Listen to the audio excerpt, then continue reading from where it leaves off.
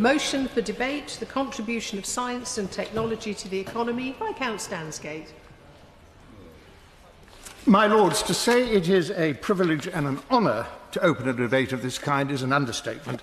I've been in the House just 3 years, and this is the first time we have had a general debate about the contribution of science and technology, engineering, research and innovation to the UK economy. And I welcome all those in the Chamber today, and we have a very impressive range of expertise that shines through today's speakers list, which includes my noble friend the Minister, whose first debate I think this is. In fact, we're going to hear from several other distinguished former Ministers of Science, whose experience in some cases stretches back over 30 years. Now, I'm sure there will be a bipartisan spirit this afternoon, but I'd like to begin by paying tribute to the noble Lord Waldegrave of North Hill, whose 1993 white paper, Realising Our Potential, was, and I think, the first time that science policy has sort of merged in the modern era, having been ignored by governments for far too long. And of course, the title of that white paper still remains very relevant today. And I welcome the range of attendants in this debate, and I'm sorry you've only got 4 minutes. Can I highlight the maiden speaker that we are going to hear from? I made my own maiden speech 3 years ago this month. And I know just how the noble lady Baroness Freeman of Steventon is feeling right now, but I thank her for choosing today in which to make her own, to which we all look forward. Now, my Lords, when we begin our speeches, we often make reference to our register of interests, and I want to say that I am proud to be the President of the Parliamentary and Scientific Committee, which is Parliament's oldest all-party parliamentary group by a long way, 85 years. This year, and it's not in any way a financial interest. And I'm very pleased that our former chair, Stephen Metcalfe, is with us in the gallery today watching this debate, and in his own parliamentary career he also chaired the Science and Technology Committee in another place. Now that the Parliamentary and Scientific Committee has been reformed for the new Parliament, I very much hope that members from all sides of the House will take advantage of the activity we undertake. For example, you should come to the STEM for Britain event that is held in March and see the astonishing work of our early career researchers who represent the future. And if you can't come, you can read about it in Science in Parliament, which is available in the post room and in your pigeonhole. Now, my Lords, one of the great benefits of initiating this debate is that it has triggered a wealth of informed briefing from a wide range of scientific societies. Sadly, I cannot possibly make use of most of it in the time available, but it is important that Parliament understands what a formidable array of expertise exists in the country. So my profound thanks go to the following: the Royal Society of Biology, the Institute of Physics, the Royal Society of Chemistry, the Physiological Society, the Geological Society, Cancer Research UK, the Institute of Cancer Research, the University of Leeds, the Russell Group of Universities, the Microbiology Society, the Royal College of Pathologists, the Campaigns for Science and Engineering, the Society for Experimental Biology, the Royal Astronomical Society, the Society of Chemical Industry, and the Royal Society, not to mention, of course, Post and our own House of Lords Library. So with the leave of the House, I intend to place a copy of all the briefing I have received in the library so that it can be of use to members. Now, today is an excellent time to have this debate because of yesterday's budget, which referred, by the way, and I quote, to our extraordinary strengths in science and innovation. And it also follows the investment summit earlier this month. Both events have stressed the government's aim to create the long-term stability that is needed to use science and technology to grow the economy. This is a government which is openly committed to growth, and the core message from today's debate is undoubtedly going to be to emphasise just how much science and technology does contribute to the UK economy. Science is a long-term enabler of opportunity, and scientific advances underpin all areas across our economy and are essential to the government's 5 missions. Now, I forget who it was who first coined the phrase punching above our weight when it comes to describing the UK's record in science, and the basic statistics are well known. For example, we have about 1% of the world's population, and yet we produce 16% of the most highly rated scientific papers. So our scientific research is truly excellent. The government spends over £20 billion a year on R&D, and Oxford Economics has estimated that in 2023 the life sciences sector alone contributed over £13 billion DCIT estimated in 2022 that the value of the digital sector, which includes everything from information technology to digital content and media, was over 158 billion. In March last year, DCIT also estimated that the value of the UK's AI sector was already 3.7 billion and growing.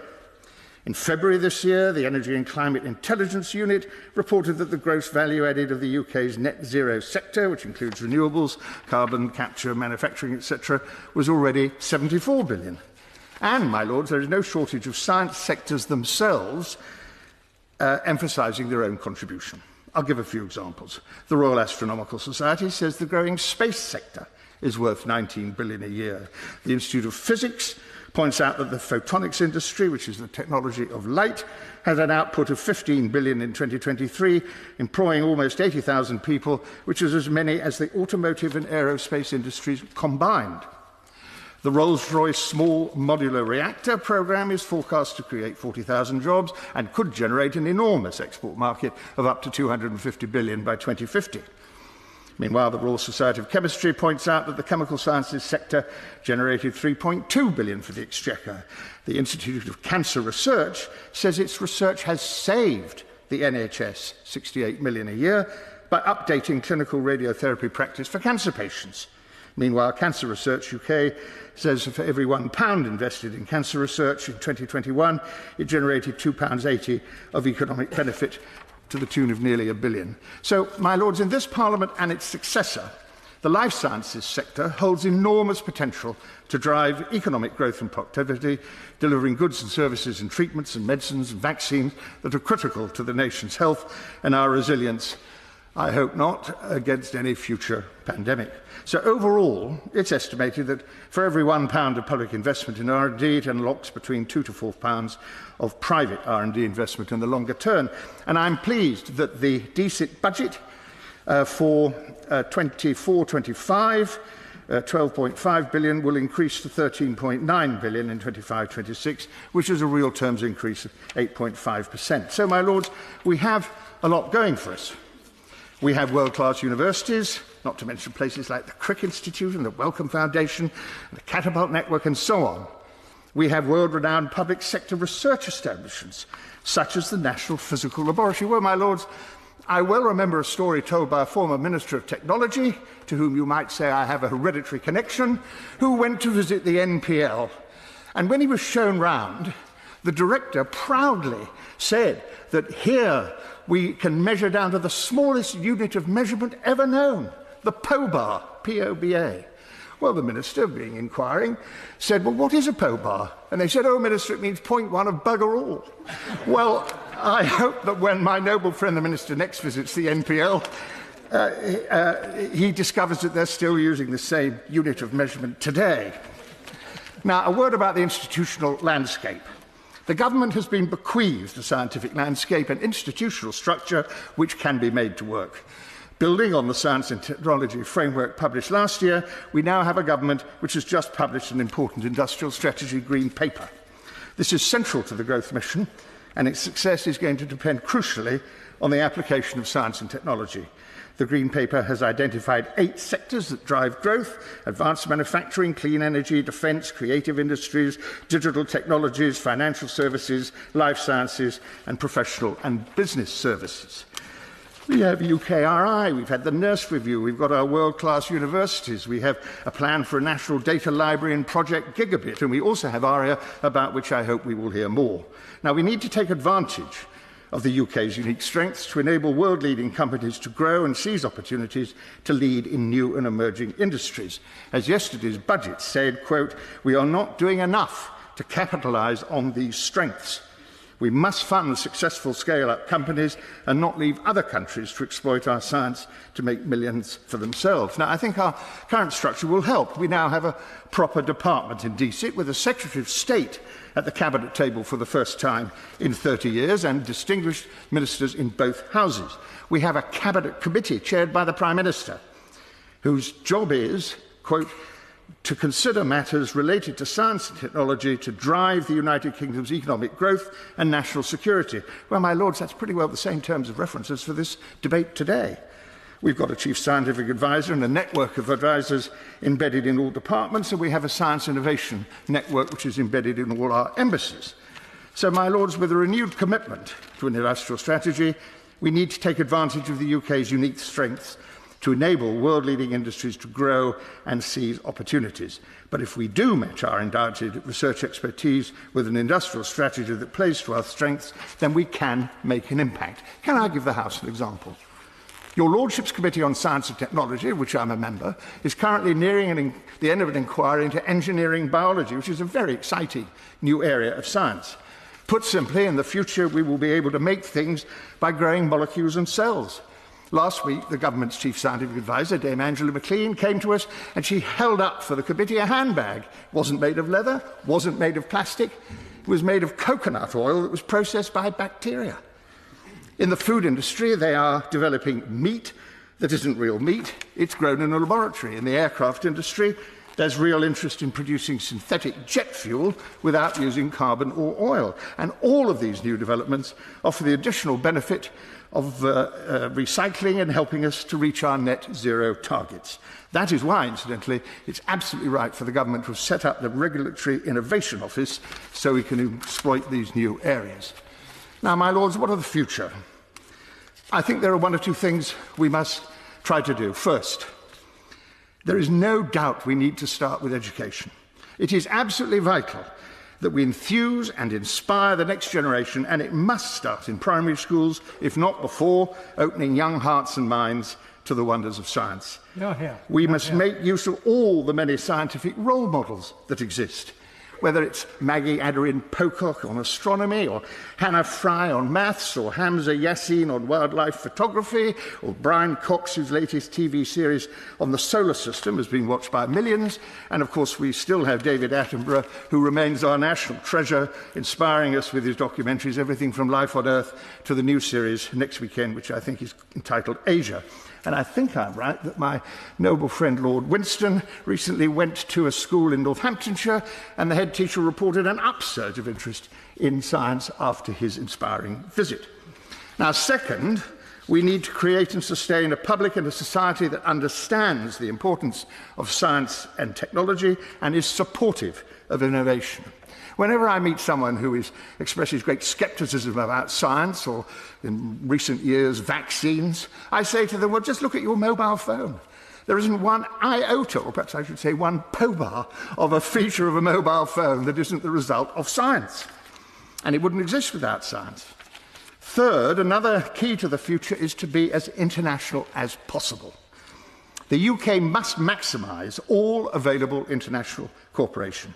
We should join and collaborate with as many international countries as we can, including countries in the Indo-Pacific region. We have rejoined Horizon Europe, good, but now we need to prioritise an expanded role in its successor framework programme 10. And I've lost count of the number of times, my lords, I've been told that we need a visa system and its costs that attract talent and don't deter it. And fourth, we must not take our universities for granted.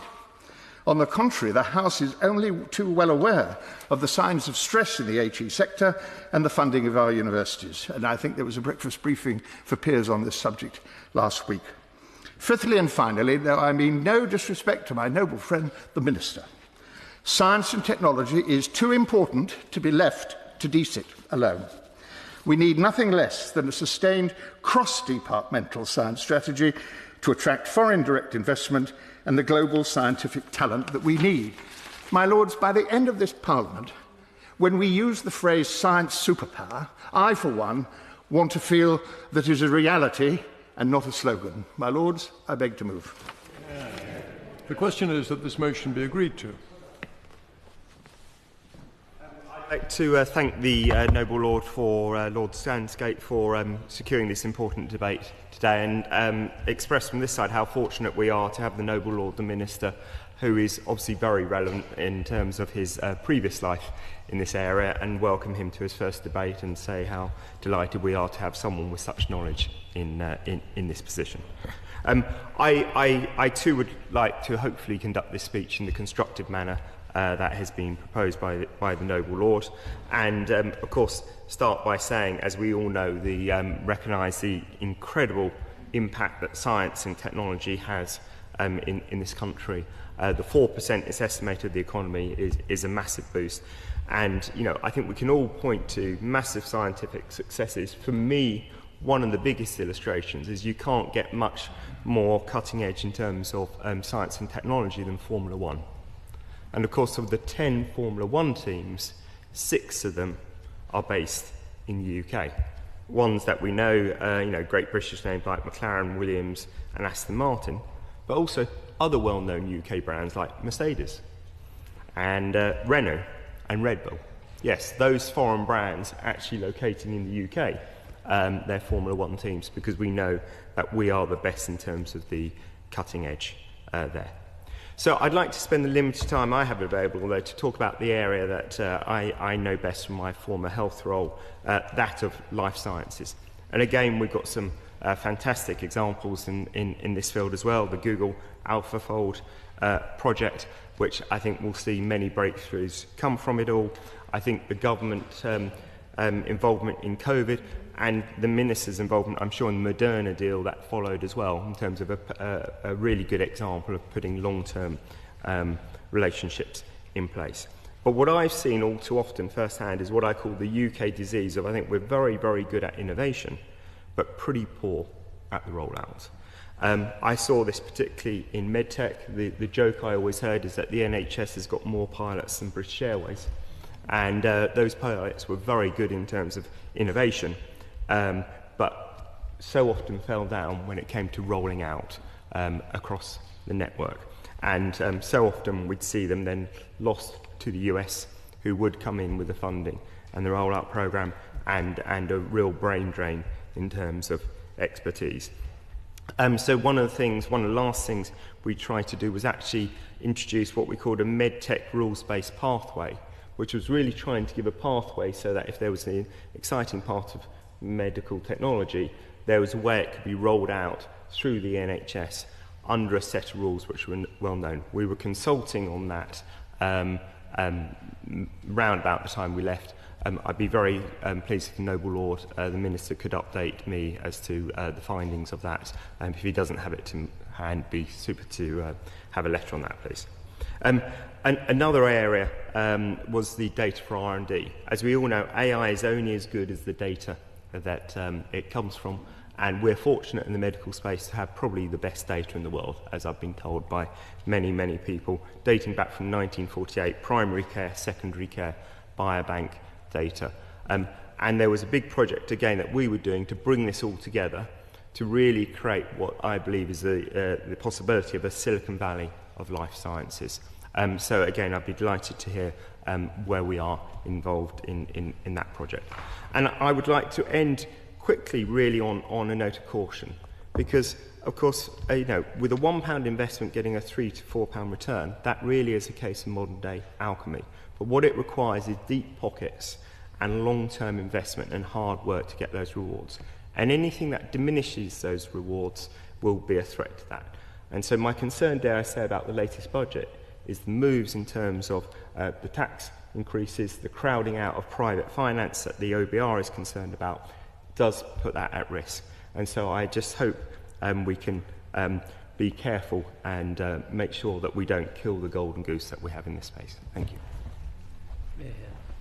My Lords, I too thank the Noble Lord Viscount Stansgate for securing this debate and for opening it so comprehensively. And I declare my higher education interests. The Noble Lord the Minister has rightly been welcomed to his position, and he has a major strategic task. He will need to reach right across government if science and technology are indeed to be at the heart of its industrial strategy and plan for growth. I was a minister in the coalition government in the latter part in DFID. Vince Cable, as business minister, developed an industrial strategy, ably supported by David Willits and others, analysing the UK's strengths and weaknesses. They established catapults in promising areas and committed funds, for example, to the globally significant Crick Institute, despite the post-2008 financial constraints. Universities were supported. We brought the aid budget up to 0.7% of GNI, with a proportion for research relevant to developing countries. Chris Whitty, then DFID's Chief Scientific Officer, took me to Oxford and Cambridge to hear about ODA-supported research. In Cambridge, I learnt about work in Vietnam which sought to improve the productivity of small-scale pig farmers, but at the same time reduce co-living of humans and animals, risky markets, and the use of bat droppings for fertiliser. Pandemics that cross species were already worrying scientists, post the SARS and MERS outbreaks, anticipating disease X, which was to hit us a few years later, with massive effects on our society and economy. In Oxford, I visited the Jenner Institute and learned about their vaccine work, so relevant then to the West African Ebola outbreak. Sarah Gilbert and Catherine Green, in their superbly readable book, Vaxxers, noted the contribution that ODA money made to their work, the groundwork for their COVID vaccine. Then what happened? Aid was cut, DFID was in effect abolished with no consultation. Boris Johnson spoke of cash points in the sky. Joined up government? I think not. That was compounded by the huge damage done to our scientific and university sector by Brexit, the failure to remain in the Horizon scheme, and barriers to continental students and researchers coming to the UK, barriers which persist. The UK certainly has had an exceptional scientific and technological base, but that cannot simply be assumed to continue despite batterings.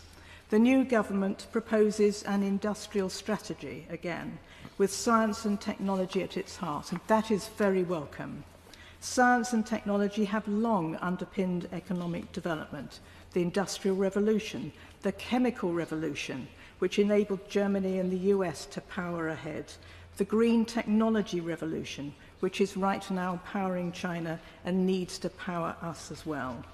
Viscount Stansgate effectively laid out the range of our strengths in science and technology, and we will hear more today about that promise, but also that universities are under threat and how the UK's growth depends upon investment, skills, the removal of barriers, the willingness to take risks and to allow those risks to be taken, assistance in scale-up, as Lord Markham has said.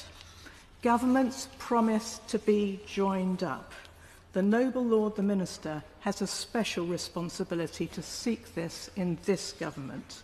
He will know how damaging it can be when one part of government fails to see the impact of its actions on another. I look forward to his response. Yeah. I congratulate the noble Lord Viscount Stansgate for drawing attention to this important issue, and I declare an interest as CEO and founder of a small biotech company, NeuroBio Limited, pioneering a novel approach to Alzheimer's disease and spun out originally from Oxford University. In the light of my experience over the last 10 years, I'd like to focus on opportunities for the UK economy to benefit from its science and technology even more than is currently the case. For example, dementia is costing the UK £42 billion this year, rising to £90 billion in 2040. So the value of developing an effective therapeutic intervention would be enormous, not only for the huge saving. Such a treatment developed in this country would provide an incalculable boost to our national pharma industry.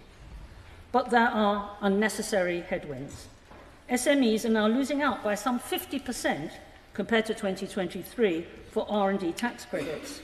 If we factor in the significant amount of time required, new administrative rules, and the risk of HMRC inquiry, smaller companies, they may abandon making a claim altogether. The recent changes, including those in subcontracting rules, may provide a negligible uplift in the tax revenue, but come at a great cost. R&D tax credit should be a UK co-investment, hand in hand with the company, into innovation happening on its shores, creating jobs and value immediately, followed by an incredible dividend when resulting in a globally competitive technology. So these credits should be restored to at least previous levels. Big multinationals might then expand their footprints in the UK, rather than, as now, divesting. Today, the UK public investment in R&D of 0.44% GDP needs to be 50% higher just to reach the average OECD spend, let alone be ahead of the competition. It could be argued that pound for pound we already outcompete most other countries, but the UK is heavily underinvesting in itself, banking on our high innovation input of our academia and industry. After all, it's an easy short-term win on the budget line. But why wouldn't we see this as a brilliant reason to invest even more rather than as an excuse to get away with less? True, there are government loans and schemes and grants, but the former places a stressful burden on repayment within a fixed period, whilst the latter may entail a time-consuming amount of effort that actually is more than likely to be wasted. The latest Innovate UK competition saw a success rate of a mere 4.5%. As with claims to tax credits, many may feel that applying for a grant is just not worth the time that could otherwise be spent actually progressing the science itself. Then there is the question of gender. My lords, less than 2% of total VC funding goes to female founders. Earlier this year, a Women in Innovation grant offered some 50 awards for a very modest 75k per project. Less than 4% were funded. Programmes levelling the playing field for women should go a distance in changing the present blatant inequality, not entrenching it further. More generally, it's the baked-in, oftentimes biased decision-making that stifles the otherwise great economic impact of our entrepreneurs. It's safer to fund small transitional technologies at the cost of truly disruptive innovation because there is very little in the way of incentives or protections if an investment doesn't work out. There is much willingness to change capital gains on investments where success can be shared, but no appetite for sharing the consequences of a failure. Hence the mindset to only back cautious advances at a cost of truly transformative ways of thinking. This lack of support often forces disruptive scientists into looking further afield for funding to grow. Once they enter, say, the US ecosystem, it's that economy which will ultimately benefit from the stimulus provided by innovation, which the UK had fostered in its infancy. Too often, this country is seen as a feeder ecosystem into the US, not giving full rein to its homegrown ingenuity. STEM innovation is the crown jewel of our economy. It's high time we invest at least as much as others to really show the world what the UK science and technology sector can achieve. But without an improved national strategy and support, R&D stage companies such as mine will have no choice but to consider M&A overseas. It's high time we think of innovators and the government as partners in building the economy of tomorrow, the foundations of which should be laid today. Hear, hear. Well done. My Lords, I thank the Noble Lord Viscount Stansgate for bringing this important and timely debate and look forward to the Noble Lady Baroness Freeman's maiden speech and welcome her to your Lordship's house. My Lords, I want to focus my remarks on the North East region's rapidly growing science and tech sector as a huge asset to the UK economy, attracting skills and investment from across the world. At the heart of the sector in this region are its 5 distinguished universities: Durham, Newcastle, Northumbria, Sunderland and Teesside. This month they announced their new partnership known as Universities for North East England that will strengthen their collaboration, making a greater contribution to everyone who lives, works and studies in the North East and driving regional economic growth. My Lord, the Noble Lord in his opening remarks alluded to the urgent need for cross-departmental work in government, as did the Noble Lady Baroness Northover in her excellent speech. And I think this point demonstrates that. Access to skilled workers is a vital component of a flourishing science and technology sector. And with 67,000 people studying STEM subjects across these universities, the region has the highest proportion of STEM students in the country, resulting in a plethora of highly skilled and employable graduates. There is a clear partnership between the universities and businesses within the region, demonstrated by the increasing number of spin-outs from universities. In 2023, spin-outs from Newcastle University alone raised £40 million in investment. One development that is demonstrating innovation in the region is the Newcastle Helix, a 24-acre site in the city centre, bringing together industry leaders, businesses and top researchers into an internationally renowned innovation cluster. But what makes this development stand out is not only its world-leading research, but its integrated approach, growing fiscally whilst strengthening communities. The Helix is committed to creating growth for businesses and investors, but also driving positive change through their purpose to help families, communities and cities around the world to live healthier, longer, smarter and easier lives. Another advancement was this year's announcement that Northumbria University would become home to the North East Space Skills and Technology Centre, funded by investments from a US aerospace and defence firm and the UK Space Agency. The centre will transform the UK space economy through the research of world-leading space experts and through bringing together industry with academia. It is expected to create 350 jobs and inject £260 million into the North East's economy, further demonstrating the growing recognition of what this region has to offer. I welcome the emphasis that yesterday's budget placed on this sector through the record levels of research and development investment, as well as the greater regional powers granted through the North East Mayoral Combined Authority that will unlock funding and powers to further the growth of science and technology in this region. My Lords, I feel we must now ensure its future success and that the potential of this region is fully unlocked through continued recognition and investment. My Lord, I'd like to thank my noble friend Viscount Stansgate for introducing this debate. He's a whirlwind of knowledge and energy, as anyone who has attended one of his STEM events in Portcullis House will know. I was a member and subsequently chair of two of our former EU subcommittees, Internal Markets and Services. Amongst other activities, we visited universities and catapults and invited representatives of the UK space industry, just referred to by the Right Reverend Prelate, to give evidence to our committee. I noticed that another member of that committee, the Noble Lord Rhys of Ludlow, is in his place, and I look forward to hearing what he has to say. Some of the issues raised won't surprise anyone here. Skills gaps, the importance of attracting and retaining talent, international interdependency, and the mobility of skilled labour, and the need for long-term strategy.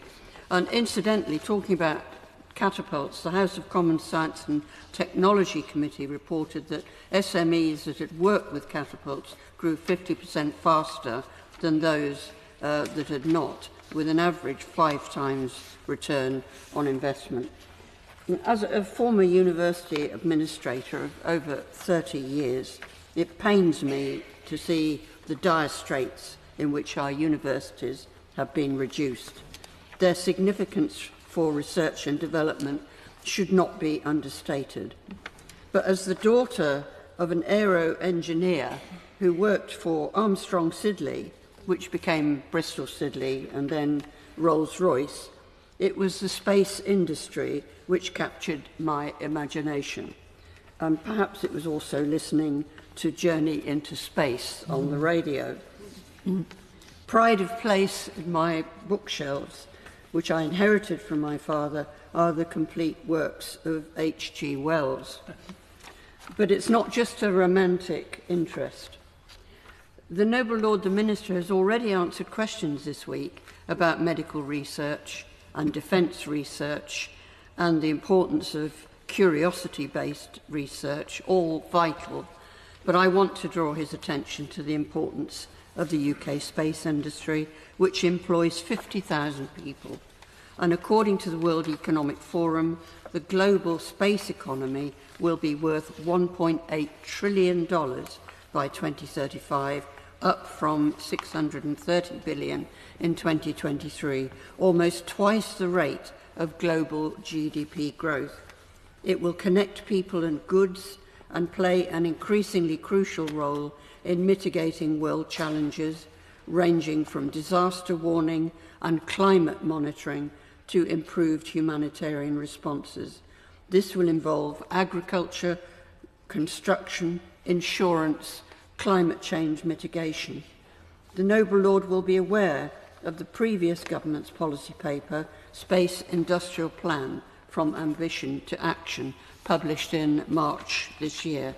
Obviously too late in that government's election cycle to do much about it, but it stated that global satellite services underpin at least 18% of UK GDP, £370 billion, supporting everything from mapping to weather forecasting to monitoring the power grid and enabling every single financial transaction. I'd ask the noble friend, the Minister, if the Government recognises the potential importance to the UK economy of the space industry and what action it proposes to take to ensure its growth and future potential. My Lords, I too am grateful to the noble Lord Viscount Stansgate for introducing this important debate. Science and technology could not be more vital to the economy than at the present time. As an engineer, both in practice and at Cambridge University, I welcome the Government's very recent Green Paper. Invest 2035, the UK's modern industrial strategy, identifies 8 key growth-driving sectors. 3 of these are advanced manufacturing, clean energy and digital technologies. Engineering is at the heart of all 3, driving innovation and economic growth. It also plays a key role in many aspects of other sectors, such as defence and the life sciences. Engineering is integral to achieving outcomes from science and technology. The resulting new products, services and enterprises generate jobs, boost the economy and benefit society. And demands on engineers are greater than ever, with the world facing challenges and opportunities that depend upon substantial engineering input. Chief amongst these are the climate emergency and the rapid progress in artificial intelligence and related digital technologies.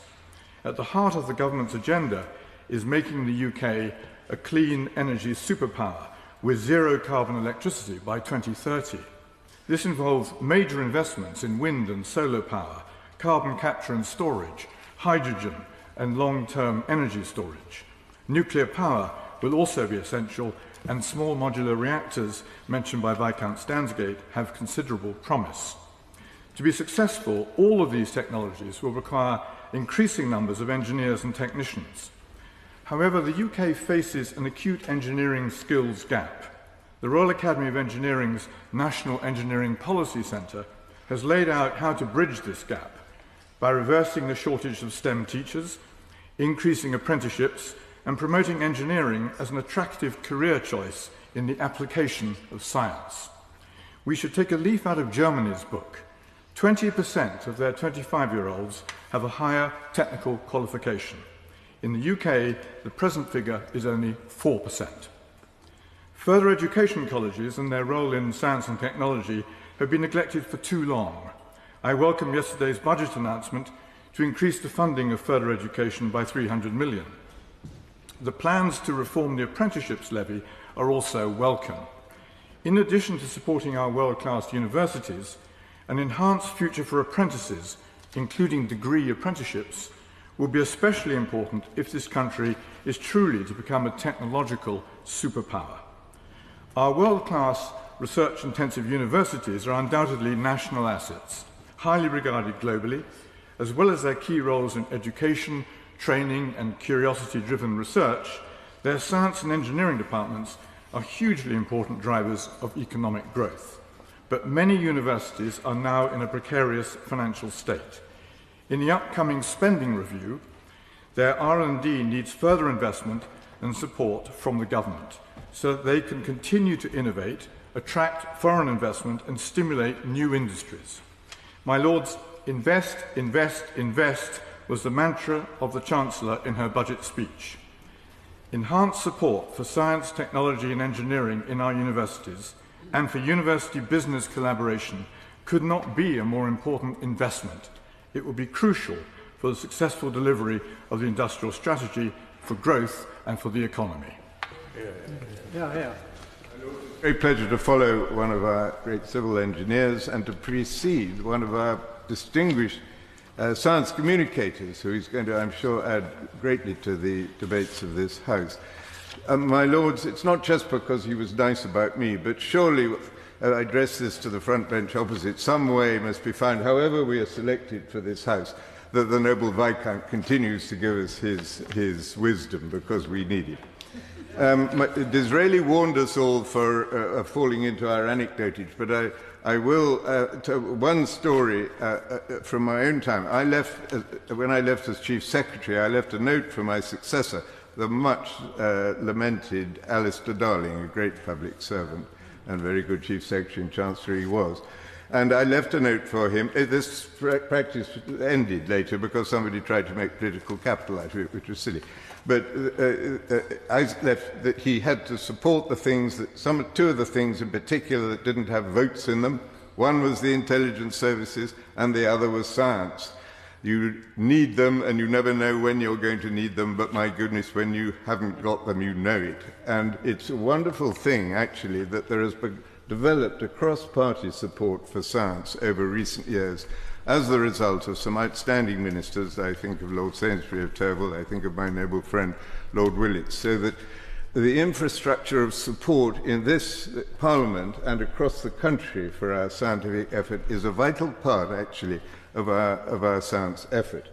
And I congratulate the Minister on a very good first settlement in the budget.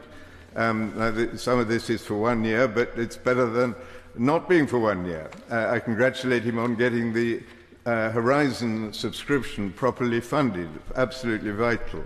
But, and there's always a but, is there not, that comes along, there is more for him to do, and we are lucky to have him. I really genuinely think he is going to be another of these science ministers who will be remembered.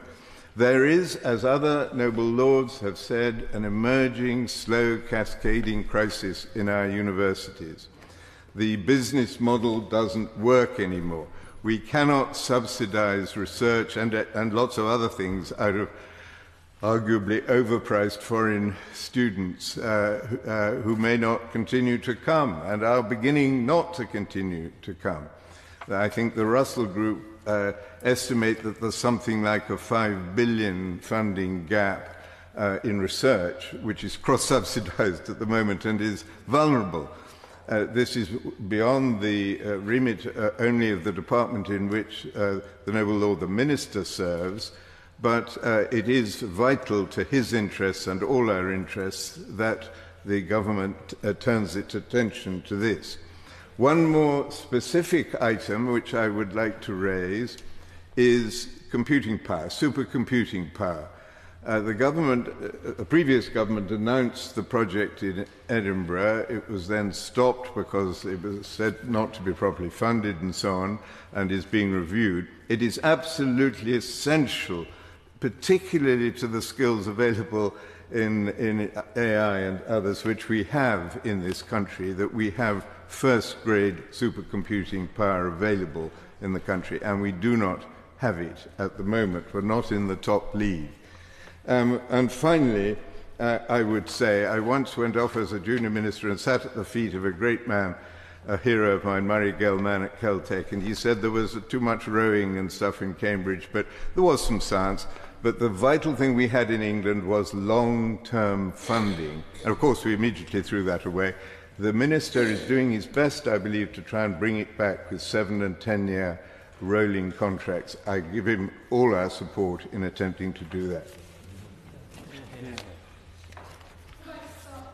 Thanking the noble Lord Viscount Stansgate for initiating this debate and giving me an opportunity to introduce myself to your lordship's house.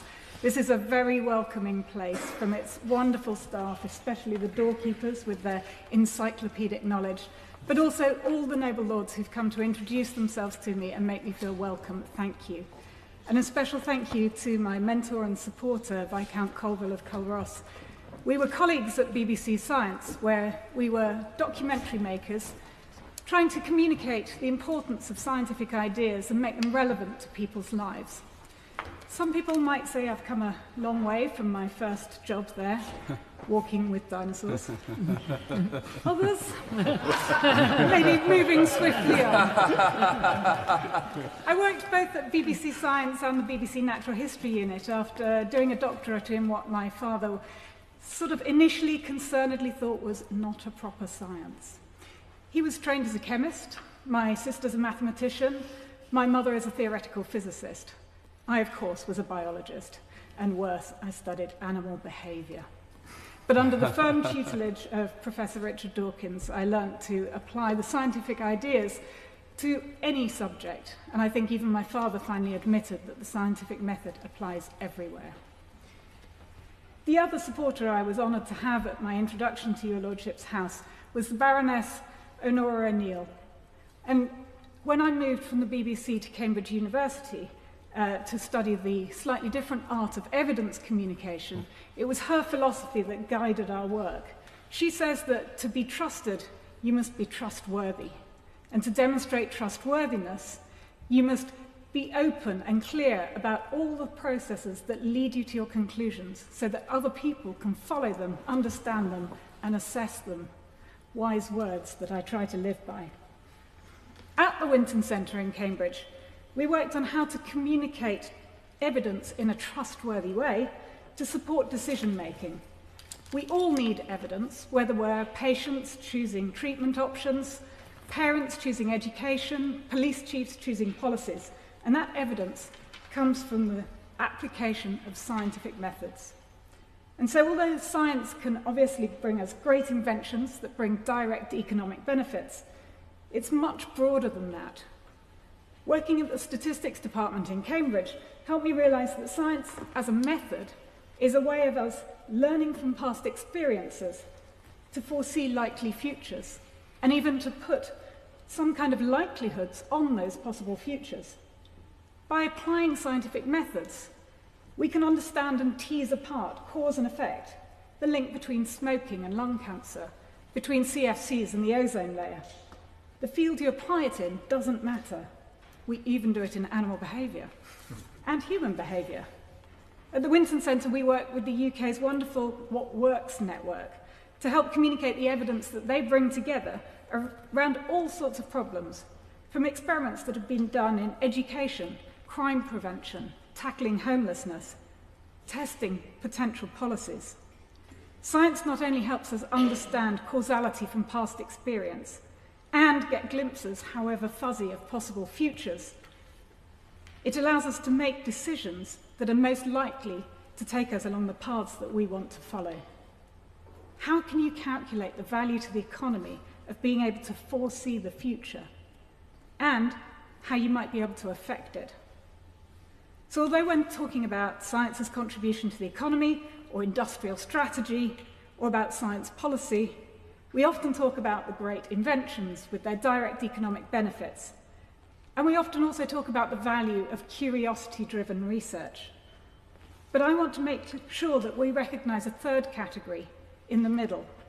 That's researchers seeing how something could be of direct societal or environmental benefit with no direct economic benefit, but huge economic benefits anyway, like getting people fit and active, children being better educated, reducing crime, or the UK's world-leading recovery trial that tested existing drugs and treatments for COVID and discovered that commonly used generic steroid dexamethasone was very effective.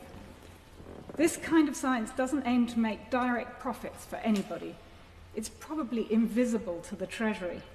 They're bypassing the Treasury and directly benefiting society, but that saves the Treasury money. The Noble Lord the Minister knows this kind of research well from his previous roles, but with this in mind, I have two asks for him. Firstly, I know from my own experience that when you're a researcher at a university, there's all sorts of support for you to spin out enterprise into profit-making companies. But if you're the kind of researcher doing the kind of research that would be better served as a not-for-profit or as a social venture, there's a lot less obvious support for you.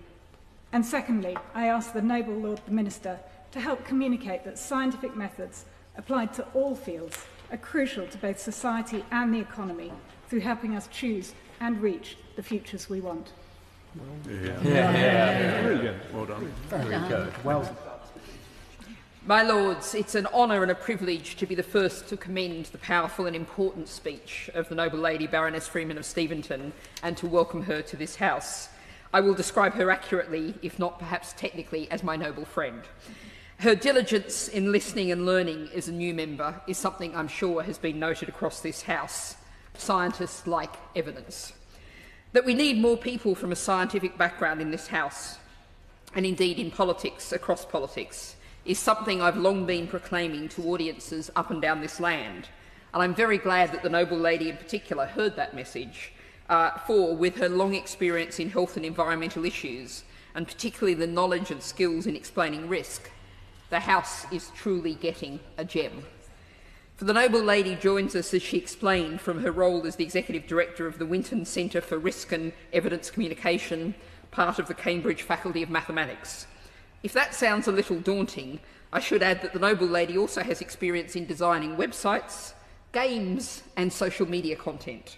So we need have no fear of incomprehension. And it is worth the House noting, for those like me who are subscribers to the frequently terrifying Retraction Watch, that she has a long-time interest in reforming the science publishing system and also led the UKRI-funded Octopus platform for primary research publication. Now, the Noble Lady referred to her work with the BBC. One of her other programmes was also Climate Change by Numbers. Some of the Noble Lords who took part in last week's Climate Action Impact debate might like to reconsider their approach for the future. But what about dealing with politics in your Lordship's House? Well, preparing for today, I went back to the Noble Lady's Oxford PhD thesis, which in part covered the mocha swallowtail butterfly. The females are polymorphic, have many different body forms, and come in 3 main groups of different colours. That sounds like a good preparation for your Lordship's House, at least as currently instituted. Now, I would like to, as everyone else has, thank the Noble Lord Viscount Stangate for securing this debate. And my speech very much follows on from the Noble Lady Baroness Freeman's. For the economy is a complete subset of the environment. The physical, biological and social environment determine what our economy is like. And this morning I was at a round table discussing a report from Carnegie UK, Life in the UK 2024 report, which reported persistent inequality and a stagnation in well-being. Our collective score for well-being was 61 out of 100, which I know in many university contexts would be a fail. The science is telling us about the reasons for that, and we need to do much more to listen to that science for the benefit of all of us, as well as the economy. And I'll draw attention to just an event this morning. The DEFRA, operating on behalf of 3 government departments, has settled a legal case over the tragic death of Ella Adu Kissi Deborah, who was tragically killed by air pollution in 2013. And the scientists keep telling us again and again, at increasingly higher levels, how much damage air pollution is doing. Just this week, we had out the report highlighting how about 4,000 premature deaths in the UK each year are caused by gas cooking. 54% of UK homes use gas cookers. So, as the Noble Lady Baroness Freeman said, there's much focus on science on making money. Well, we need a lot more focus on science that looks after our society and its well-being. And in that thought, I want to welcome the Noble Lord, the Minister, to his place and ask one question, which I'll understand if he needs to write to me. Agroecological approaches to producing healthy food are absolutely crucial to fixing our broken food system. How much of the research going into agriculture is going into agroecological approaches? My Lords, in 2023, Sir Paul Nurse reported on how best we might keep Britain's scientific researchers world-leading. And one excellent example that he chose to identify in his report was the role of the Medical Research Council's so-called research units. Sir Paul's report made it very clear how vital these were and how they must be supported to maintain our scientific expertise in healthcare and so on. And there are, my Lords, about 20 of these units scattered around the country. Mostly are associated with universities, either Oxford, Cambridge, Dundee, Glasgow, Edinburgh, and certainly UCL in London. These units are really, truly world-class and are recognised worldwide as being absolutely outstanding, but threatened. One such is the Cognition and Brain Sciences unit in Cambridge, which I first visited about, I suppose, 20 years ago, and was deeply impressed with what they're doing. It has an 80-year history of cognition and brain science, and within it there is, their remit includes mental health. It focuses on the current global health mental problems, developmental disorders, stroke, dementia, and indeed what is the nature of human consciousness. They tell me that they don't think that they can survive on the funding which is now being offered to them, as the MRC has changed its funding plan, as we heard on Monday from my noble friend, the Lord Valence, when he answered my question in the House of Lords. And I'm sorry that I haven't actually warned him of my speech in advance, but of course I've been besieged by phone calls all day from different research units across the country who are really seriously, deeply concerned about this problem. They think they can't survive, and unfortunately they are one of 6 units in Cambridge that would have to be supported by the university if indeed the MRC ceased the full funding that they currently have.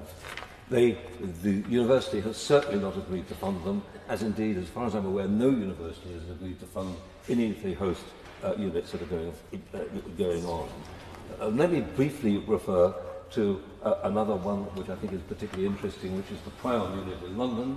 That one, of course, is very famous for what it did with the work with mad cow disease, and how these dementias, or this particular dementia, was affected by, was a result of a protein which could affect the brain and fatally change its other proteins. And at a recent meeting in China, only a few weeks ago, members of the Prion unit in London were greeted as the world leaders in this, feted all over, particularly at the main Chinese meeting, and the Chinese are now pouring millions into this research. For whatever reason, I'm not sure, but certainly these prions are going to come back. There are lots of species which really look as if they could be vulnerable, and certainly the risk of mutation in an animal species, perhaps in America, could really recur, and this could produce a massive disaster. The prion unit still has a very, very important place to play. And in answer to my question on Monday, we heard from the Noble Lord Valence, the Minister of State, of course, that the MRC has decided to change the funding model in such a way that the units are now expected to reapply for continued funding for a maximum of up to 14 years, with a review halfway through of the 7-year period. It's proposed that the host university funds the principal investigators up to 80% of their salary and the on-costs, and the surviving units will be limited to £3 million per annum. Quite inadequate to maintain what they're doing, probably about 1/4 of what they actually need with their current expenses. And of course, many of these units are indeed, of course, lab-based and therefore much more expensive. I listened to the Noble Lord Minister Valence very carefully on Monday. When he answered my question, he was extremely grateful for his care in taking up so much of his time to explain the position now, and also to speaking to me outside the chamber on various occasions. Ultimately, I don't think the format of an oral question could possibly give him anything like enough time or scope to address the concerns that the scientific community and the employees have in these units, who are certainly worried about their jobs. It actually is likely to affect perhaps up to over 200 professors and around 2,100 scientists of major concern. And so, of course, Lord Valence was absolutely right to express the need for response mode funding as an alternative. But unfortunately, as Paul Nurse pointed out, these units are truly unique in so many ways. Their research output in training and maintaining expertise will be extremely serious. So finally, I want to ask him to accept that the way the RCs are being set up, the way the RC was set up, the way the research councils have been set up, means that we can't interfere with their decisions on money, but we should indeed have some consciousness about their actual strategy, and certainly this is where politicians have a right to decide. And at the moment, of course, it's very clear that we all hope that the Noble Lord the Minister might find a better solution to a crisis which is adversely affecting UK science and those who contribute most effectively towards its success and its continued financial income. My Lords, can I respectfully remind noble Lords that the speaking time is 4 minutes, time limit's 4 minutes. I urge all noble Lords to keep within that so the debate may be concluded with the time allowed, within the time allowed, without allowing or enabling the Minister to cut short his response. Thank you. Quite right. My Lords, I congratulate the Baroness Freeman on her excellent maiden speech, and we look forward to many more of her interventions in the House. And I also congratulate the noble Lord Viscount Stansgate for such an excellent opening to this debate, displaying his typical enthusiasm and making a subtle case for the hereditary principle. I should declare my interest, particularly as chair of the UK Space Agency. I'm also a member of this club of former science ministers, which has been referred to several times. It's great to see noble Lord Drayson in his place, and we look forward to his speech. There is, of course, a very crude view of the role of the science minister, which is simply to extract money from the Treasury. Now, I'm sure that the noble Lord Valence has a much higher and more strategic view of his role than that, but nevertheless, he did very well this week, and I would like to join those congratulating him on seeing off what looked like a significant threat. And I should congratulate him also on the speed with which the funding for science announced yesterday is already moving. There was an announcement of £520 million for the Life Sciences Manufacturing Fund. That was up on the government's website by midnight, with the first round of applications for grants now open, with a deadline of the 30th of November. That is an excellent example of moving vigorously in an innovative environment, and I hope in that spirit the Minister will commit that the government will indeed be implementing my proposals on improving the business case process so it is similarly efficient and fast-moving rather than cumbersome and bulky. We mustn't be complacent, however. Of course, there are challenges to face in the CSR, and we wish to minister best on that. I'd very briefly just like to put 3 specific points to the Minister. First of all, cell and gene therapies are a great British scientific and technological success. However, they are suffering from the very uncertain VAT regime for cell and gene therapies sold to the NHS. HMRC define these therapies as work on goods, apparently on the argument that the cells start from the human body, they're eventually returned to the patient's body, so meanwhile they've just had a service rather like a car going into a garage. In some cases, they charge VAT at 20%, which in turn affects the nice calculations of the cost-benefit ratio in these treatments. Sometimes they are exempt. The best way forward would be for all these treatments clearly to be zero-rated and treated on a consistent basis. My second point to the Minister, if he is able to comment on this, is, of course, yesterday we also heard in a statement from the Chancellor very good news on investment in the railway link between Oxford and Cambridge, where gradually progress is being made in the recreation of the old Varsity line, though it is a pity that there is a large housing estate somewhere between Bedford and Cambridge on the route of the original line.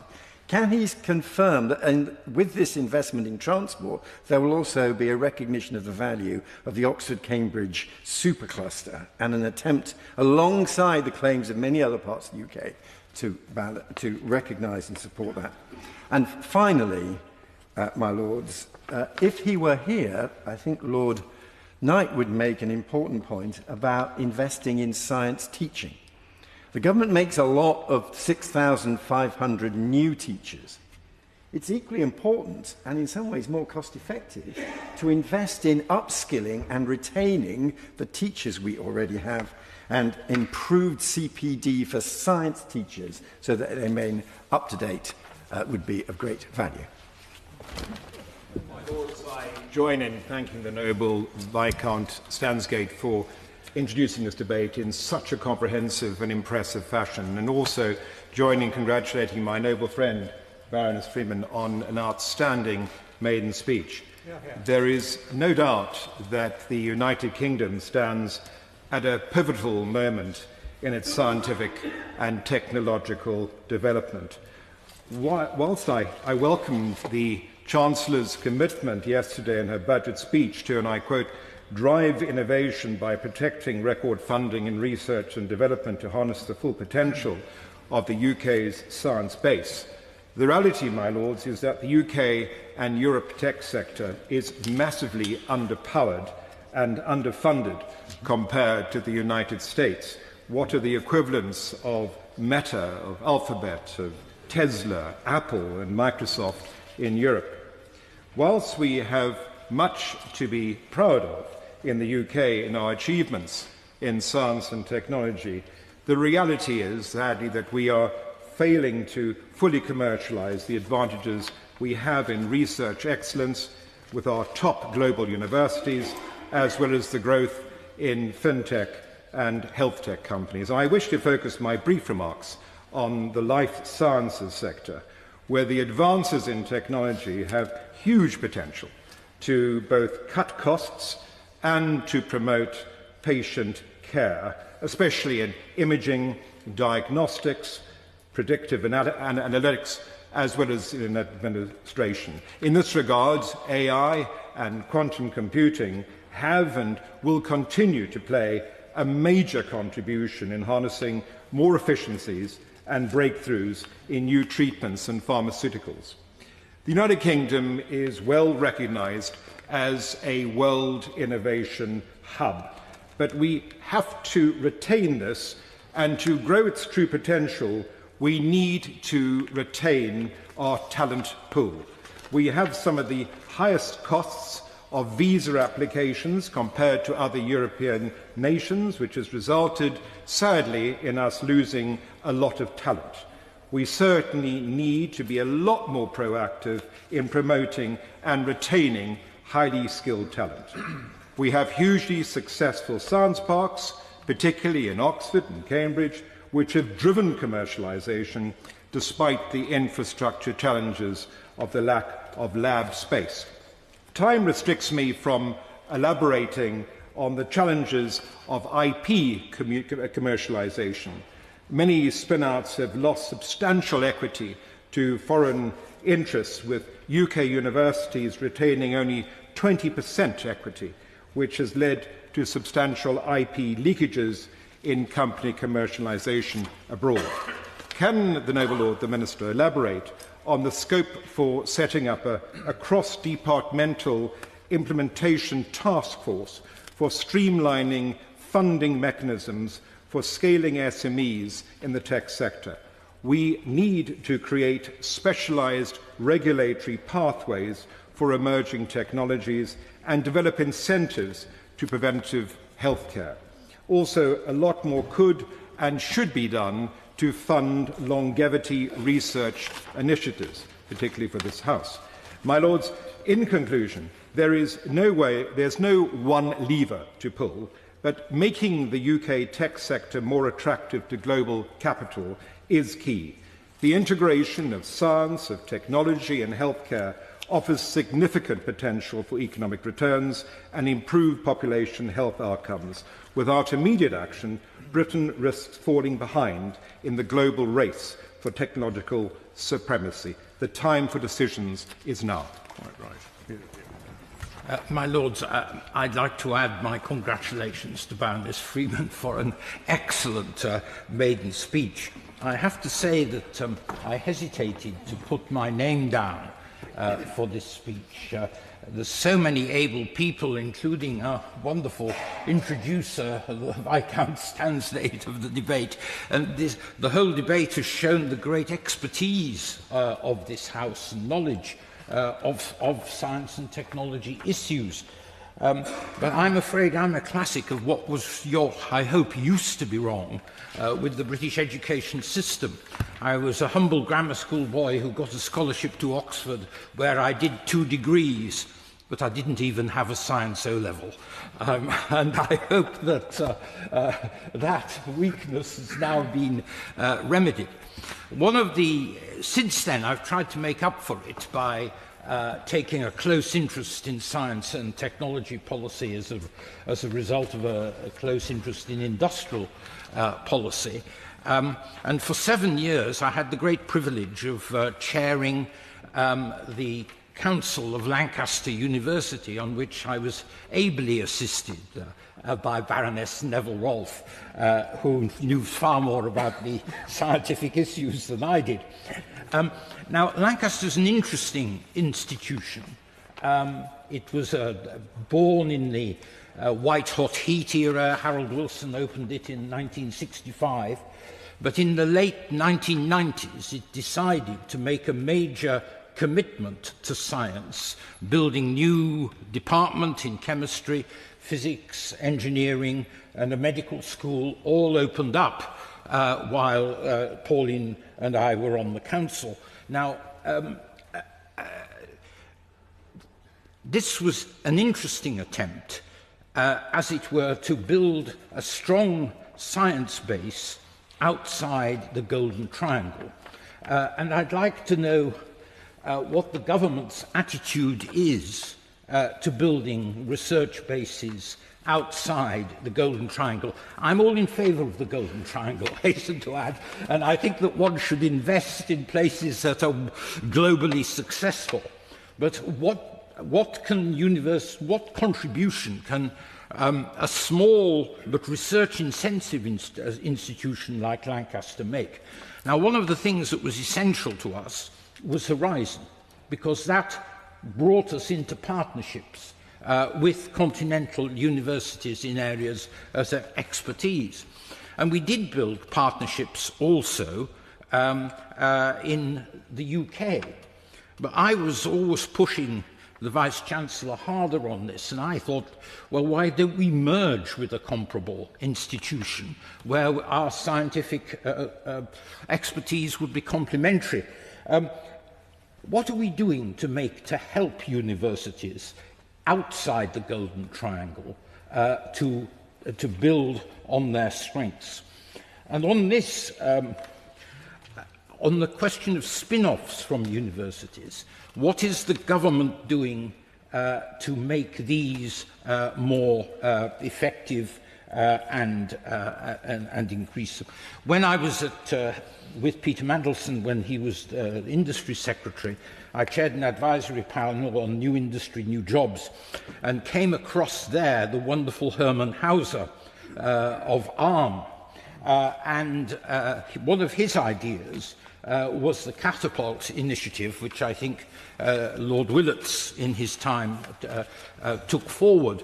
What more are we doing to incentivise the better use of scientific research and in stimulating innovation and new enterprise? And I think this is a very big unanswered question, which I hope the new government is going to take very seriously. I declare my interests as the incoming chair of King's College London and the chair of Cancer Research UK. And let me start by picking up where Lord Waldegrave left off, which is congratulating the government on not whacking the science budget to the tune of £1 billion with the Horizons costs in yesterday's budget. That clearly is a bullet dodged, but that's not the same as success assured. And so the question, I think, is between now and the spending review, when decisions are made as to what the next decade's worth of science funding will look like, are we going to get the sort of progress that we need to see? And there I just want to make three brief observations. The first, as has been touched on in earlier remarks, about the current state of universities as providers of the research excellence, the scientific and technological progress that we all want to see. The reality is, unfortunately, that in yesterday's budget, universities got what we now can describe as a POBA. Point one of bugger all. There was essentially no great reference to universities, no attempt, yesterday at least, to deal with the underlying funding pressures, the opaque cross-subsidies that are just about keeping the show on the road, but nevertheless constitute the slow and inexorable decline in the relative performance of UK science and research compared with other countries internationally, as measured by most of the relevant league tables. So we want strength to the elbow of the science department, but that can't be seen in isolation from what's happening at the Department for Education as well, because, as again other noble lords have talked about, the funding gap between the cost of research undertaken and the resourcing to deliver it, estimated at only 69 pence on the pound being funded across the sector, and the full economic costs of research, I think 74 pence on the pound for the most research-intense universities, but nevertheless a huge wedge that is being cross-subsidised through international students and other mechanisms. That can't continue over the next decade if we're going to see the kind of progress we want. The second point is that we need, I think, to connect the debate that we've just had with the debate we're currently having. The role of charities in supporting particularly medical and life sciences research, which plays an enormous role in the overall ecosystem. I think north of £1.7 billion of research funding, in the case of Cancer Research UK, which I chair, over £4 billion over the last decade into cancer science, providing 3 in 4 NHS patients being treated with cancer with some of the drugs that they will be receiving, half of the cancer drugs on the WHO's top list of 100. And yet, the ratio of the cost of science being funded through charities is even lower than that from the research councils. I think it's something like 58 pence on the pound through that route.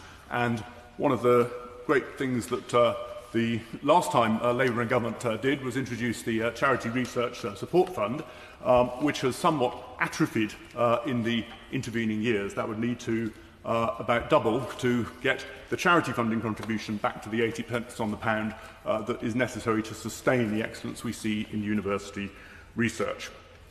And third and finally, really just picking up on the excellent maiden speech of Baroness Freeman, I think I almost want to argue with the exam question that Viscount Stansgate has set us, which it's quite easy in these debates to become relatively reductionist about the role of translational science, the technology commercial interface and the economic benefits that that has, whereas we need to remember that actually basic science, discovery science, in all sorts of serendipitous ways is the secret to our success as well.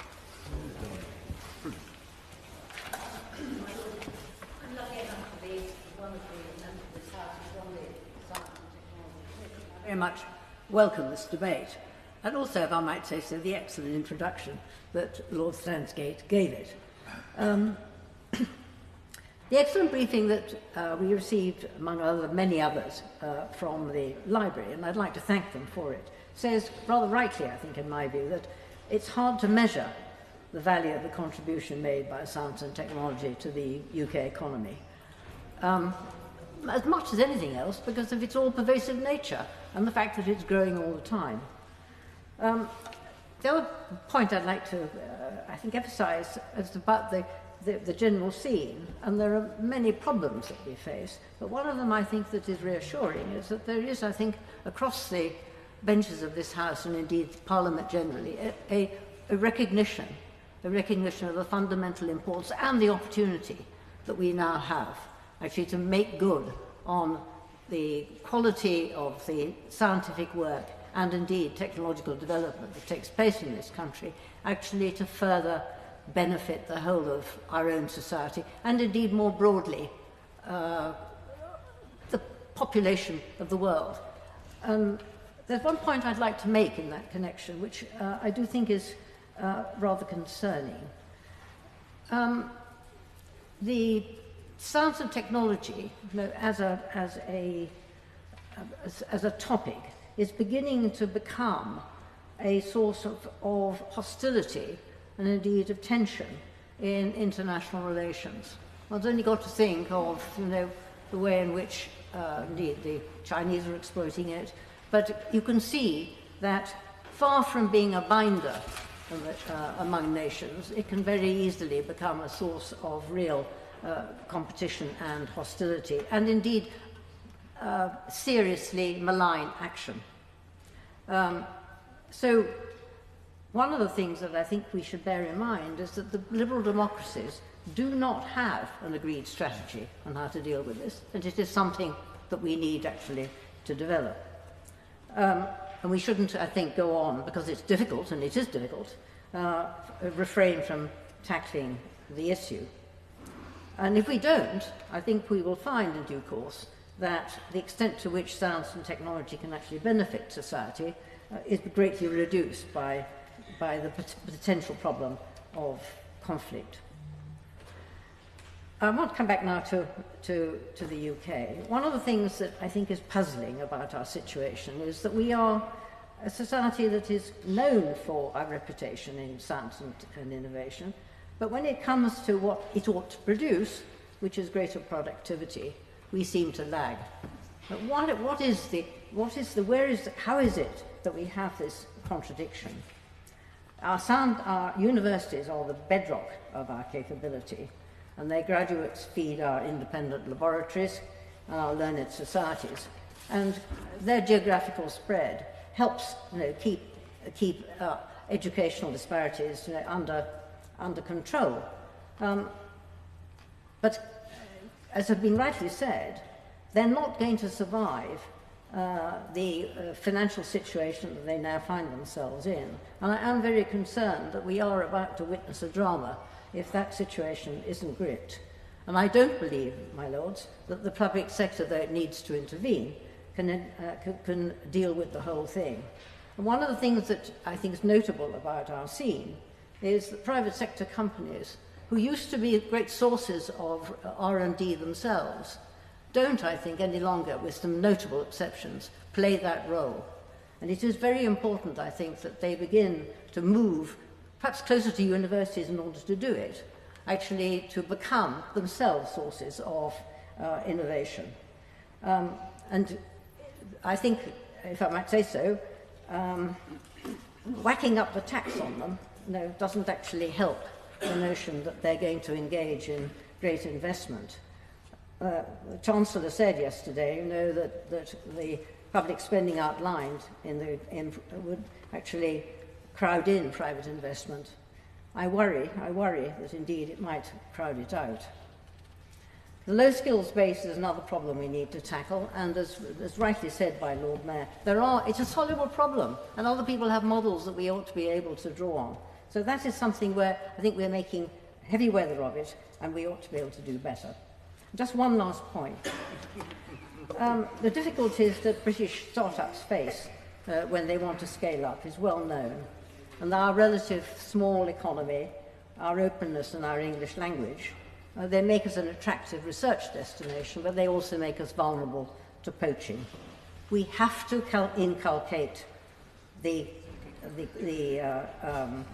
habit of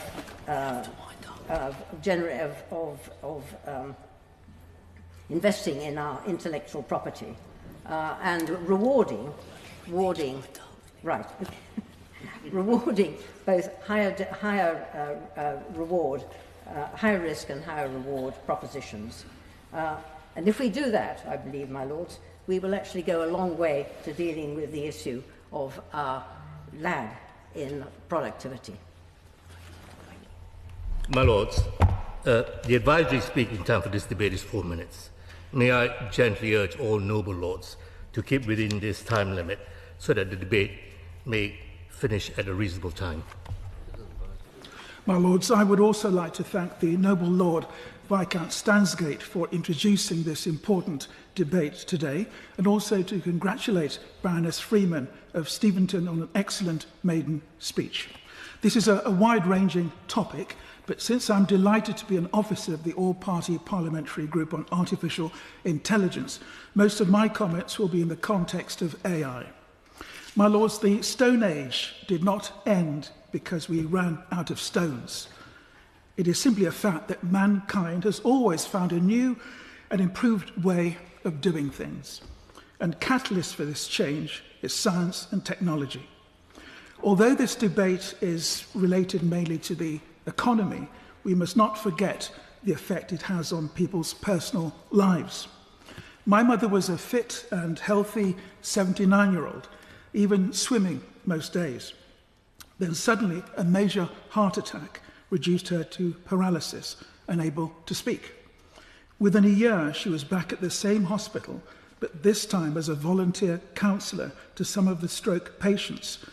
It was explained to me by the consultant leading her care that their pioneering heart valve AI technology had saved her life, which would probably have been lost had the attack happened just a few years earlier. So science and technology is about people as well as the pound. But it seems to me that every industrial revolution has been met with some who resist change. In relation to AI, some say this is a new era, not a new era. But one of the lessons of history is that we do not learn lessons from history. During my time as Chancellor of Bournemouth University, I emphasised to the students that this AI revolution requires new skills. Yes, some jobs will be lost, but even more jobs created. It is skills that will increasingly pay the bills. But a number of commentators, including in June of this year, the Council on Geostrategy, highlighted the fact that Britain's current visa system is one of the barriers to attracting top international talent and risks making the country a less competitive environment. So my first question to the Noble Minister is, how does the government intend to address the skills gap in science and technology? Second is the issue of regulation. I was a barrister and judge for some years, and I'm aware of the need for some regulatory framework of AI. I had the privilege a few years ago to meet Sir Tim Berners-Lee, the creator of the World Wide Web. It was just me and Sir Tim in the room, and 200 other people. But I had a tremendous conversation with him, and he was telling me he'd been warning for years about too much power being accumulated by just a few giant social media platforms. Now, too much regulation could stifle innovation. I understand that. But can the Noble Minister say what plans the government has concerning future regulation? Now, science and technology, including AI, we know is driven by data. Data is an increasingly powerful source of information. In fact, data is so important that instead of a baby's first words being dada, one day it might be data. The need to protect personal data, especially that of children, the elderly and other vulnerable groups, is paramount. For 10 years, I was Vice President of the BBFC, the British Film Board, and our main remit was to protect vulnerable groups.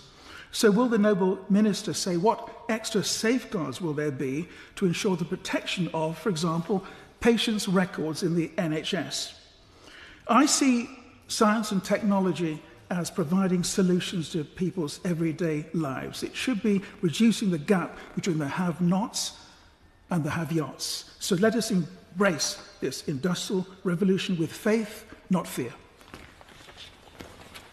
My Lords, I'm very grateful to the Noble Lord Viscount Stansgate for giving us the chance in this debate, and I really enjoyed the Noble Baroness Freeman's maiden speech. I totally agreed with her about the need for trustworthiness and openness, and I very much hope the government will give her the job of writing the story of the road to net zero, which is currently not displaying those characteristics.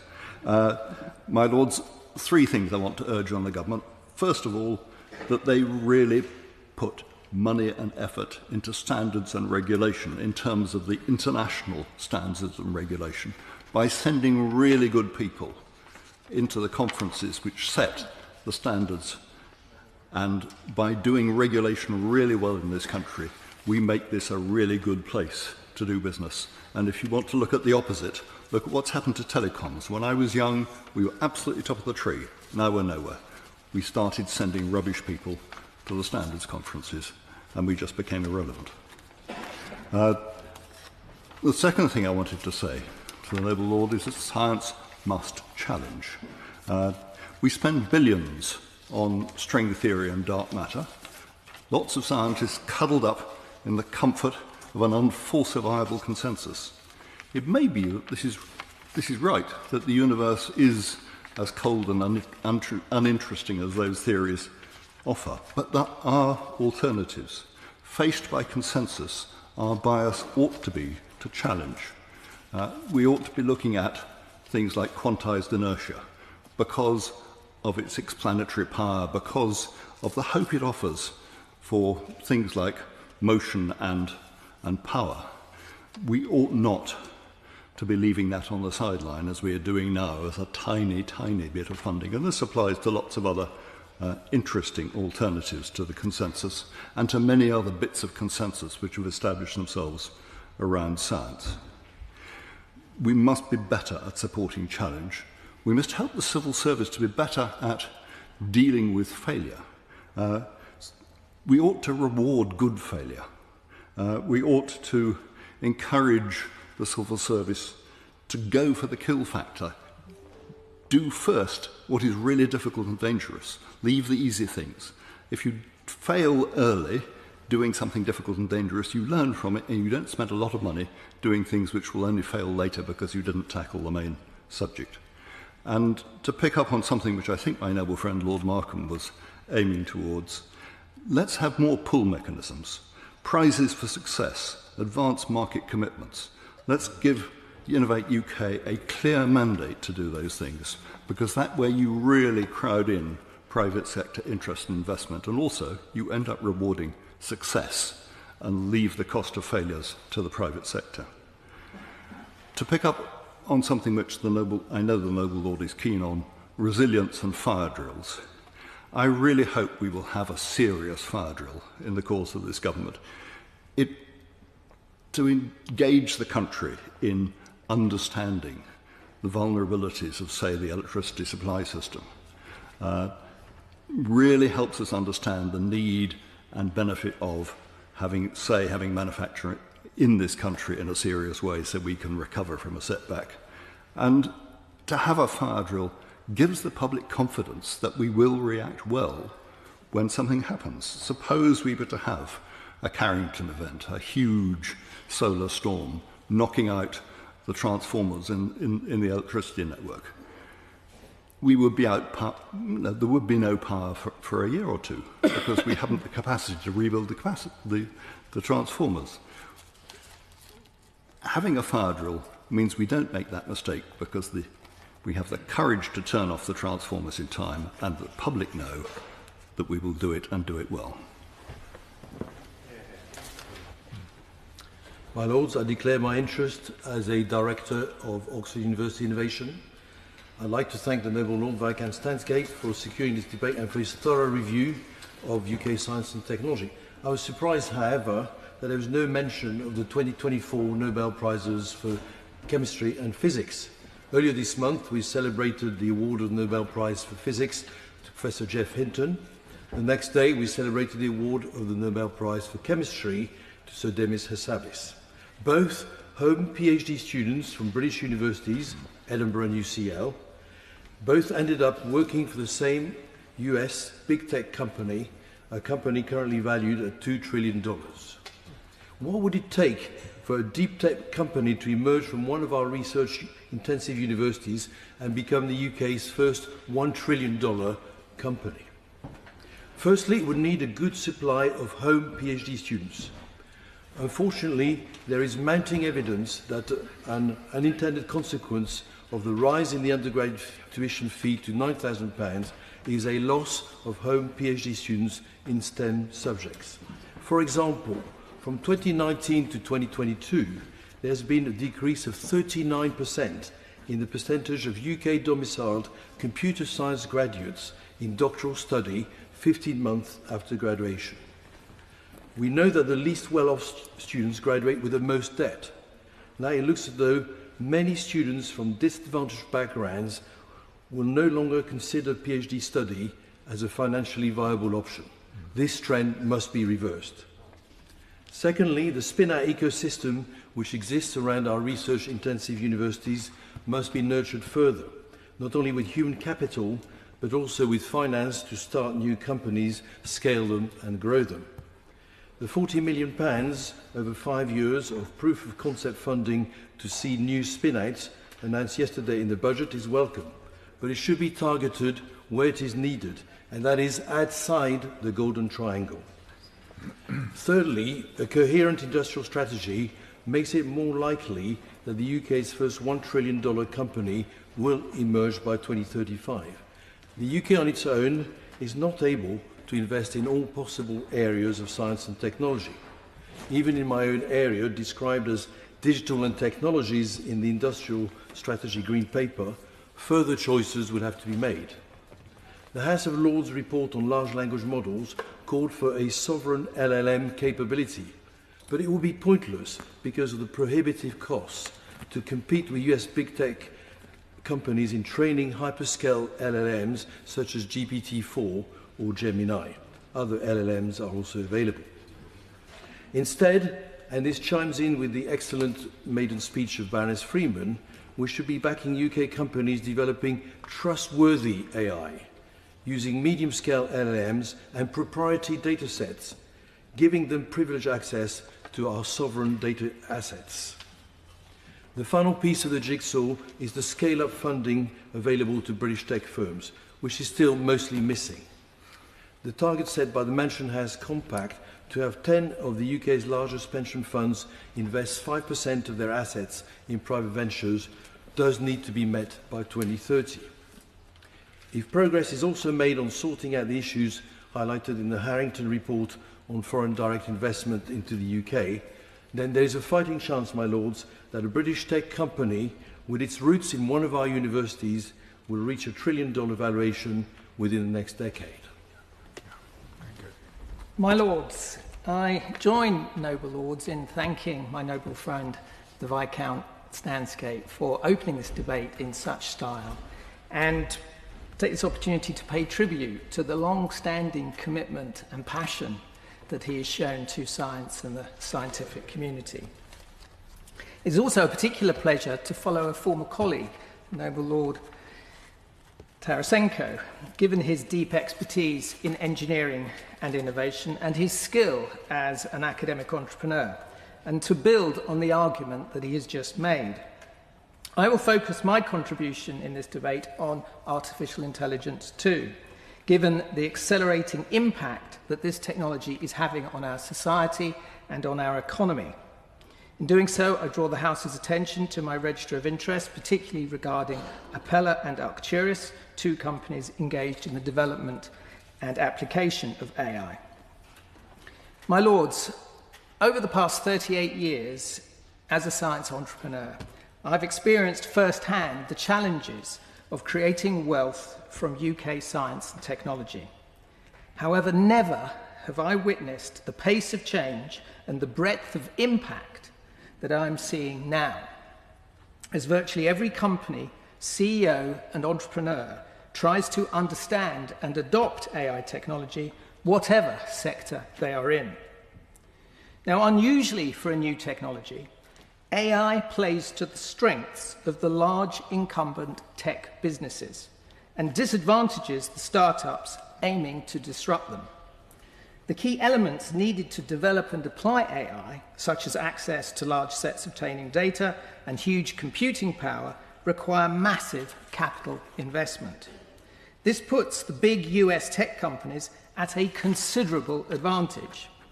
And together with their ability to leverage their established customer bases to deploy AI via their existing product platforms, it presents a formidable barrier to competition.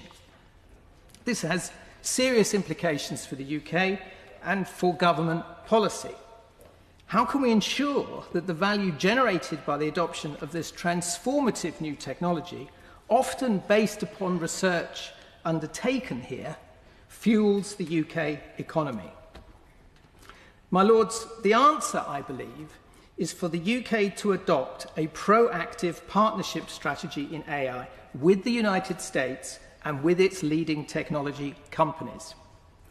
We know that many UK businesses are enticed to the US by access to its substantial market and large pool of capital. To ensure AI businesses stay and grow here, we need to create joint UK-US initiatives that leverage our complementary strengths and enable these businesses to become transatlantic.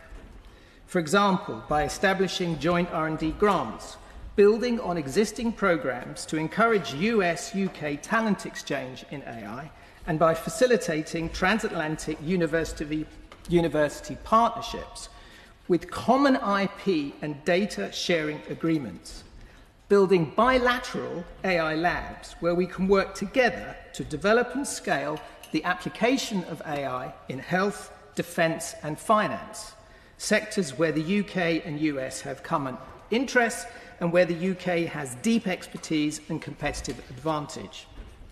As we look to regulate AI, let's align our policies with the US, and let's attract American capital to fuel UK-based businesses and infrastructure by creating a common listing framework for the London Stock Exchange that is aligned with NASDAQ, rather than trying to sustain our own failing AIM market.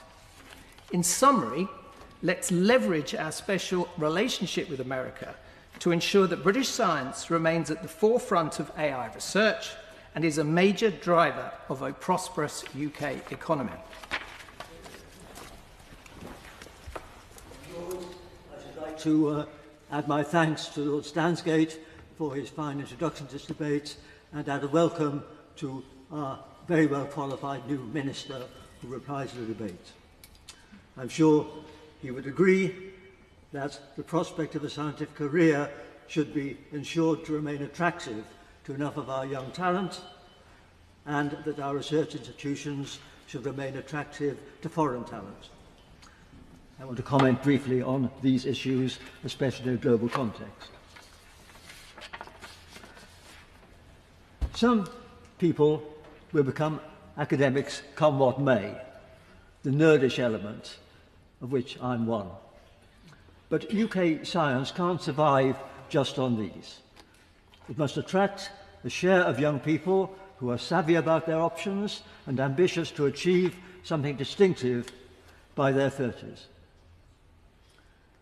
They increasingly associate academia with years of precarity and financial sacrifices, not what they want. A further off-putting trend is the deployment of ever more detailed performance indicators to quantify our outputs and the labour involved in preparing grant applications with a diminishing chance of being funded. And the so-called REF is, I think, very damaging in discouraging high-risk and long-term projects. Confidence and high morale drive creativity, innovation and risk-taking, whether in science or entrepreneurial activity. And we need to support excellence. The difference in payoff between the very best research and the merely good is by any measure hundreds of %. So what is most crucial in giving taxpayers enhanced value for money isn't the few % of savings that might be made by improving efficiency in the office management sense. It's maximising the chance of the big breakthroughs by attracting top talent, backing the judgment of those with the best credentials, and supporting them appropriately. We can't confidently predict how, when, or whether a specific research project will pay off intellectually, still less whether its applications will offer social or economic benefits. But to ensure that we do effectively exploit new discoveries, research institutions must be complemented by organisations in the public or private sector that can offer adequate development and manufacturing capability when it's needed. This fortunate concatenation certainly proved its worth in the recent pandemic. It's imperative, likewise, that nations should foster expertise in agriculture, energy, climate and the cybersphere. I think we should also welcome the fact that there is growing mobility among scientifically advanced countries in North America, Europe and in Asia. One exemplification of this is that 3 of the greatest US-based companies now have Indian chief executives: Microsoft, Google Alphabet and IBM. But this mobility offers little consolation to the least developed countries. They face daunting challenges in retaining their all too few highly trained people, and even more in getting them back. We in the developed world should surely feel uneasy and feel an obligation to redress this loss. Africa's predicament is of course worse. About half its health workers want to leave, and their departure can be ill-afforded. It's doubly tragic if after moving to a developed country they find they're not accredited and doctors become cab drivers. It's just as bad in all the other specialities that African nations require if they are to develop their potential. The poorest nations need to engage their diaspora communities, encouraging those with expertise to at least make regular visits back home. But wealthier nations should take some responsibility too. A cost-effective form of aid would be to establish in Africa and elsewhere centres of excellence with strong international links where ambitious scientists could work in less dispiriting conditions, perhaps by linkages with foreign experts. They could then fulfil their potential without emigrating and strengthen tertiary education in their home country, as well as working with other countries on the challenge of health, clean energy and intensive agriculture on which their future depends. Let's hope that as a way of providing aid in a cost-effective and distinctive way, the Foreign Office and the Department can collaborate on this goal. My Lords, I concur in the praise that's been accorded to the proposal of this debate and to the maiden speech. And I wish to discuss the failures of Britain to profit from its own technological innovations, which has been an enduring pathology. Long ago, the civil service developed a methodology of cancellation aimed at projects which they could not envisage immediate and secure returns. To understand the development of their mindset, we may cast our minds back to the early post-war years, when Britain was in the forefront of a wide range of scientific and technological innovations. Britain was endowed with a large and vibrant aircraft industry, which had been sustained by the demands of the war. And under the aegis of the Ministry of Supply, it had been devoted to the mass production of a limited range of military aircraft. And after the war, the constituent firms acquired their independence. Many of them had active design offices, and there was a proliferation of military prototypes that sought and received government support. However, the expense was exorbitant, and in 1957, the Minister of Aviation, who was Duncan Sands, called a halt to military aviation. It was decreed that henceforth military aircraft should be replaced by guided rocketry. Surface-to-air missiles were to replace interceptor aircraft, and ballistic missiles would replace bombers. And the project was successful in staunching the expenditure and in curtailing the aircraft industry. And some projects for manned military aircraft did survive, only to face later cancellation. And we aimed to purchase American aircraft instead. The civil service also turned its attention to other expensive technological endeavours, of which those of the nuclear industry were most prominent. Britain had been a leader in civil nuclear developments, beginning with the Magnox reactor, which was succeeded by the Advanced Gas-Cooled Reactor, the AGR. The development of the AGR was protracted and problematic, and eventually the design was perfected. And such reactors remain in operation today, albeit that they are approaching the ends of their lives.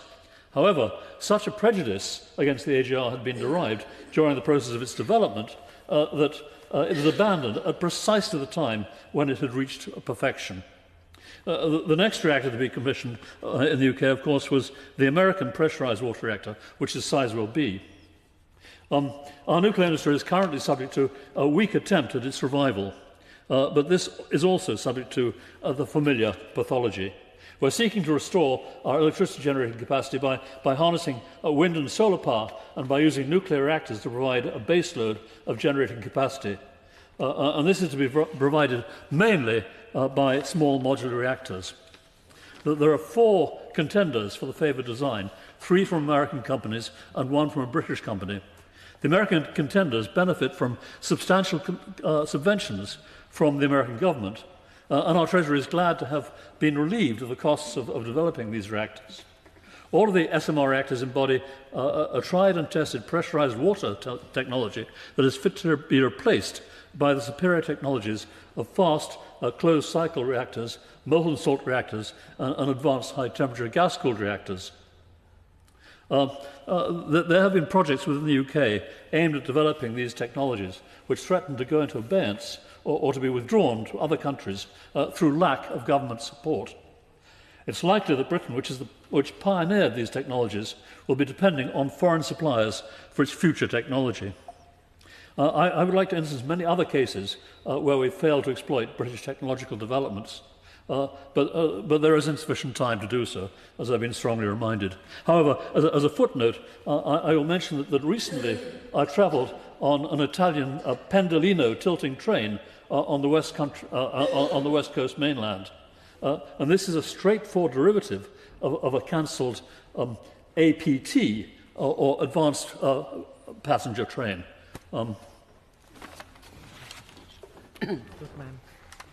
My Lords, it gives me pleasure to commence the winding up speeches on this debate.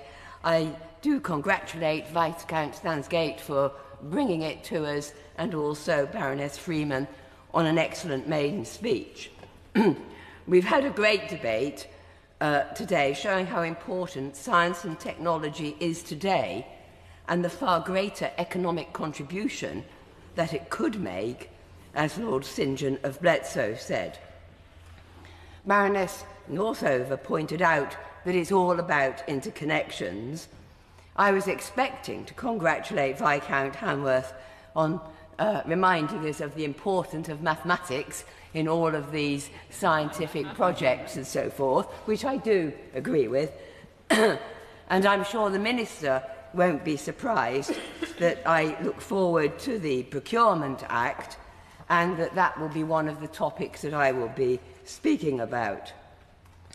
Because if there is not a supportive environment for procurement of new innovation for small enterprises, then we will lose out in AI and elsewhere, just as we did to the US supercorporations on internet technology when once we were ahead.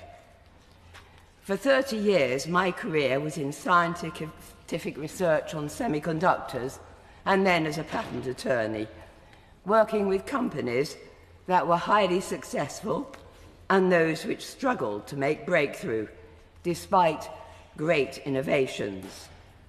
It's that which drove me into politics, where I've now spent 18 years looking at finance and the economy, including in industry. And I come back to the same point, that it's lack of procurement that is preventing scale-up and better commercialisation of our technical innovation, preventing a greater contribution to the economy, in particular for exports, and preventing us closing the productivity gap. And I'll focus on three linked things blocking innovative companies and scale-up. The treatment of start-up and growth companies, under which competitive tendering for round after round of piecemeal grants and loans sets them up for failure. The closed shop of government procurement, tied up with frameworks that ask discriminatory questions and favour incumbents. And the fact that the government has become a systematic expropriator of early-stage intellectual property, killing instead of growing innovative companies. Why is it that we have a trail of breadcrumb grants via our innovation agencies, including Catapults, Innovate UK, and small business research initiatives? With every stage, each grant expensively competed for in time consumption, but never leading to public procurement. In many instances, where a lot of public money is spent on procurement, this is closing the door on making that expenditure bring multiple returns. As various think tanks have highlighted, first public procurement is the ticket that enables growth companies to create exports, far better for our economy than those businesses relocating to the US or selling out equity in their innovation to other countries. That pattern has just even hit Rolls-Royce and their small modular reactors, losing 20% equity to other countries. In the US, they use a program from innovation to procurement, More entrants start than finish, but there is procurement at the end, which launches commercialisation. It is still competitive to enter, but the succeeding companies can progressively get on with the real job instead of spending half their time applying for the next grant. In our system, there's no promise of procurement. There's no promise of procurement. Indeed, little chance, because of the procurement frameworks and the incumbency factor. An innovative growth company can't positively answer the questions about previous alpha and beta delivery the way incumbents can. So they fail at the first hurdle. How are innovators and emerging technology companies expected to grow to export level with that approach? Additionally, the incumbents essentially have a procurement fast track and also get asked to support innovation programs that then allows them to learn from and ultimately undermine new market entrants. Returning to the grant process, if you look at the contract clauses for the breadcrumb grants, for just 50k early stage development or proof of concept, there are clauses requiring the recipient of the grant to give to the relevant government body and its partners free, perpetual and irrevocable royalty-free licenses, together with the right for the government to grant sub-licenses to anyone, to use all the information, data, results and conclusions arising from the project. In other words, all the IP generated is as good as lost to competitors. I know some people think those clauses just mean reading and benefiting from the reports, but it's far more. It's licensing use, it's licensing performing the invention, it's undermining patents and IP and allowing government to license competitors at the procurement stage. I've shared the clauses with the Chartered Institute of Patent Attorneys, and they conclude the same as me. It's so unfair on many levels. The breadcrumb grant has never been a commercial rate for the work performed, and due to the UK's own rather short-sighted Subsidy Control Act, never covering the full cost. Why should a measly 50k that forces high-tech entrepreneurs to work for free or below minimum wage rates, I can provide figures to prove that, why should that entitle use and sub-licensing rights of IP that could be worth $1 million or more if it were not undermined by such a clause, and which may be the bedrock of success for the innovative company had it not been expropriated to competitors? And yes, there can be real innovation that happens in a matter of months. But like a jeu sans frontières competition, innovative companies face repeated grant application hurdles. In a game of chance, does your presentation fit a set of part-time assessors' preferences, complete with marking down smaller businesses for factors such as not having the top and most costly accounting or risk-tracking software? I've seen it all. Solving this isn't rocket science. First, use the staged program system with end-stage procurement like the US. Second, stop poaching early-stage IP and to put in the hands of competitors and incumbents. There are fair licensing provisions that can cover large build and contracts and prevent vendor lock-in. Third, maybe look at treating innovative company IP and intangible assets as collateral for loans alongside grants. Fourth, give those IP assets and export market opportunity weighting in assessments instead of eliminating applicants out of fear of lock-in. Fifth, recognise that value for money assessment must incorporate risk for growth, and that sometimes ends in failure. Every project can't be run like this, but even relatively few smaller ones would make a big difference.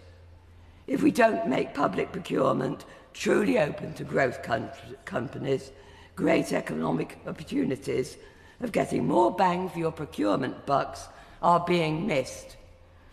So while I celebrate with other noble lords the strength of science and technology in the country, I hope the Minister can find ways that penetrate into procurement in the big spending departments to bring about the economic transformation that is there for the taking to bring money back to the Treasury.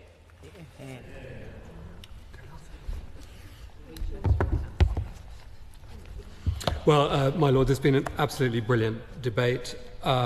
Many thanks. I join others in thanking the noble Lord Viscount Stansgate for bringing this forward. I also join others in congratulating the noble Lady Baroness Freeman. If I may suggest, many years from now, eventually, Walking with Dinosaurs would be a fantastic title for her memoir. But we are not there yet. I have been asked to slightly curtail my remarks. Very happy to do that. So I hope noble lords will forgive me if I don't reflect on everything that has been said in the debate, but rather offer, just to begin with, some of my own personal highlights from what I heard. I think as a theme, it is clear to me that we all are as one in deeply recognizing and valuing the contribution that science and technology can and will make to our economy going forward. Sadly and frustratingly, there are many different approaches advanced as how we can best finance that going forward. But I hope that we can be on that path of constant improvement to get more investment into this crucial space. And I noted the sense of ruefulness, my noble friend Lord Willett, as the role of the Science Minister is to extract money from the Treasury, and I'm pleased to say we've somewhat moved on from this position. I was very struck by the noble Lady Baroness Neville-Jones reminding us of the growing importance of international rivalry in this space, and that really is going, I think, to play an increasing part in our deliberations here.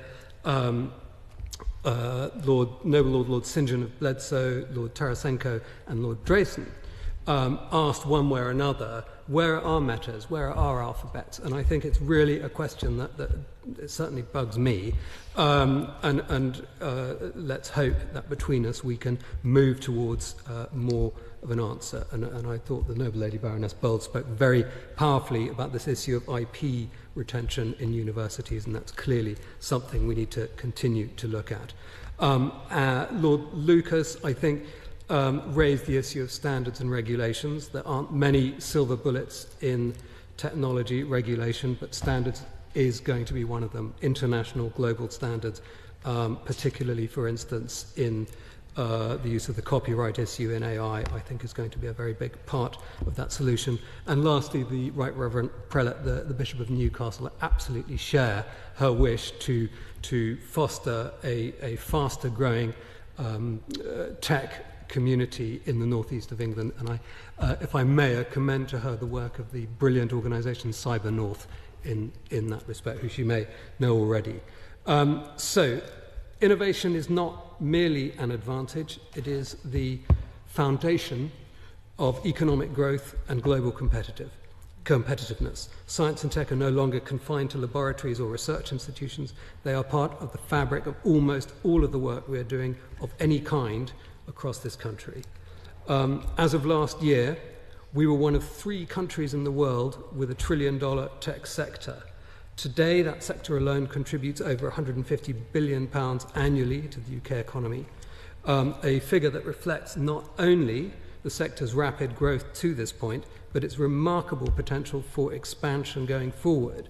And with emerging fields that have been mentioned many times, quantum, AI, engineering, biology, and so on, We really have the opportunity now to cement the UK's status as a global leader in scientific and technological innovation. Of course, the contributions of science and tech, as I very much enjoyed hearing from the Noble Lady Baroness Bennett of Manor Castle, are not limited to economic growth. They enhance our resilience in the face of global challenges. For me, I frequently argue that for all of the amazing scientific advances we've seen over recent years, perhaps the most impactful, as it happened, was the development of the COVID vaccine. Which I think we can all agree underscored, among other things, the power of UK-led scientific innovation, saving lives and demonstrating how critical and important the impact is of robust scientific infrastructure. Investment in science and technology is also an investment in the workforce of tomorrow. Lord Mayor and others raised this point very powerfully, as did my noble friends Lords Willits and Lord Taylor of Warwick. By prioritising education in STEM fields, by fostering partnerships between industry and academia, we are equipping future generations with the skills and knowledge required to thrive in a rapidly evolving landscape. This is not only essential for individual opportunity, but also vital to our ongoing economic competitiveness. I do want also to address some pressing concerns raised by yesterday's budget. The Chancellor announced a significant allocation of £20.4 billion for research and development, including £6.1 billion specifically aimed at protecting core research funding. There's no doubt this funding is crucial for advancing the core of our scientific curriculum. However, the research community have expressed some apprehensions regarding the implications of this. The budget allocates an increased £2.7 billion for our association with EU research programmes and covers the cost of the old Horizon Europe Guarantee Scheme. This means that we're not only committing with this money to new funding, but also to managing the costs of past obligations. So I would welcome some clarity from the Noble Lord the Minister how this is going to break down. Further, as raised by my noble friend Lord Waldegrave, the abruptness of the decision over the summer to cancel the exascale compute investment, which was, by the way, fully funded through DCIT's budget, contrary, I'm afraid, to statements from the government that I have heard from time to time, must stand as a significant red flag to AI investors, if only for its unexpectedness and suddenness. And when we take this together with the additional costs and risks of hiring staff, the reduction of incentives to invest in technology, and the, in my view, rather aggressive treatment of non-domiciled investors, then I think we have grounds for concern. And I wonder if when the Noble Lord the Minister rises, he could tell us to what does he attribute our leadership today in science and tech. Is he concerned that these decisions may diminish that leadership? And if so, what does the government propose to do about it? But that said, I'm keen to close on a note of excitement and positivity. Ray Kurzweil of Singularity fame argues that the time between major advances in science and technology diminishes exponentially. And if he's right, then the technologies available to us at the end of this Parliament will be truly staggering. So let us all be working together to make sure that as many of those breakthroughs as possible are delivered and safely exploited in this science and tech superpower, the United Kingdom. My Lords, I'm sure you will agree that we've heard many, many thoughtful and insightful comments from noble lords on all sides of this House. And I must begin, like everyone else, by thanking my noble friend, the Viscount Stansgate, for organising such an engaging and important debate this afternoon. I'd also like to thank him for introducing me to the concept of the POBA and for mentioning the Science and Innovation Network, which is known as the SIN Network, because it gives me an opportunity to apologise for the fact that I introduced the Right Reverend Prelate, the Bishop of Oxford, to the SIN Network, and that doesn't feel entirely right. I would like to congratulate Baroness Freeman on her terrific maiden speech and actually for her reminder of the ubiquitous value of the scientific method in all sorts of different ways in terms of its application. Science and technology, of course, and engineering are fundamental to every aspect of modern government, from healthcare and education to housing, planning, green energy and climate. Indeed, I can't think of a single area of government policy or operations where science, technology or engineering wouldn't make a difference. And none of the national missions are achievable without investment in innovation. Science and technology are essential for national security, the bedrock of our shared prosperity in an era, as quite rightly pointed out by Baroness Neville-Jones, of global instability, where relationships and partnerships are going to be important. So I agree with the point that the Viscount Stansgate said at the very beginning, which is science and technology isn't just something for DSIT, it is something for all of government, and there needs to be an all-of-government approach to it, and that is why there is a Cabinet Science and Technology Committee chaired by the Prime Minister. Our discussion today is focused on growth, and growth is the first mission of this government, but it is also the first mission of my department, because the economic importance of science and technology is hard to overstate.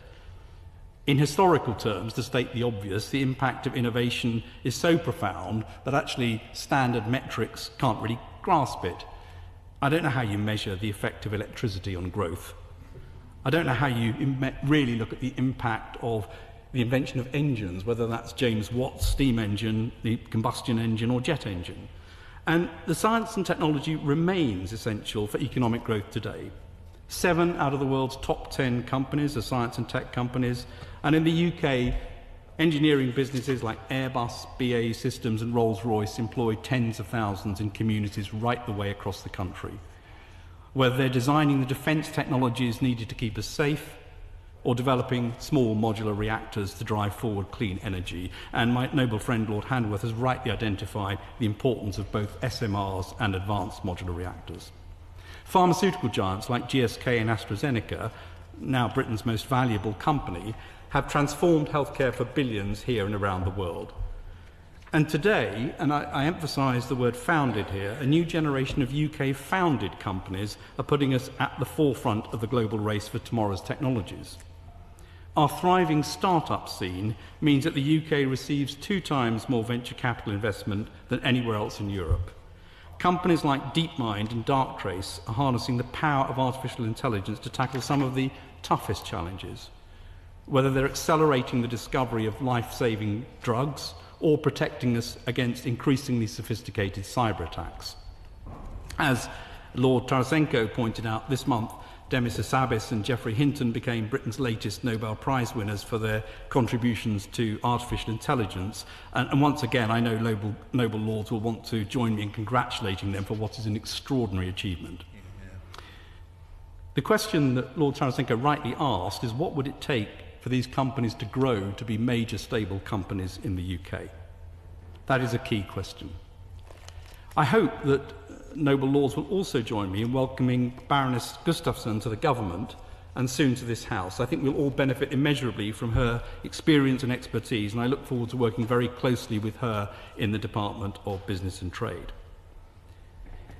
Investment in science and tech, and this has been touched on by several speakers, is not just about today's economy, but of course it's about the economy for decades to come. The rather sudden success of large language models is the result of 70 and more years of research. The outcome of that research was never inevitable, and nor could we possibly predict the path that certain technological progress might take in the century ahead. The scientists and engineers who launched the initial spacecrafts could hardly have imagined the impact of GPS technologies, nor could the post-war pioneers of quantum theory have known how British businesses would one day start using quantum science to devise new scanners, transform the way we monitor climate change, or indeed in the future enhance rapid financial analysis. So whilst we can't always know where innovation will take us, nor predict all of the challenges we will face, we can be certain that science and technology will be fundamental in overcoming them, and therefore is an absolutely core requirement for any modern government. Countries who invest in science and technology for the long term will perform better than those that do not. The rapid rise of Singapore or South Korea, now two of the most innovative economies on earth, reflects sustained strategic R&D cooperation between government, industry and academia to invest in high-value sectors that hold the key to long-term economic growth. And in this context, I am of course pleased to note that in the budget, the overall public R&D spending will rise to a record £20.4 billion.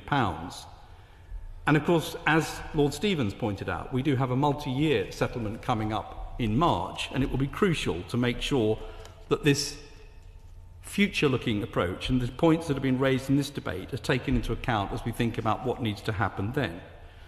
And Lord Waldegrave has rightly pointed out that long-term funding is essential.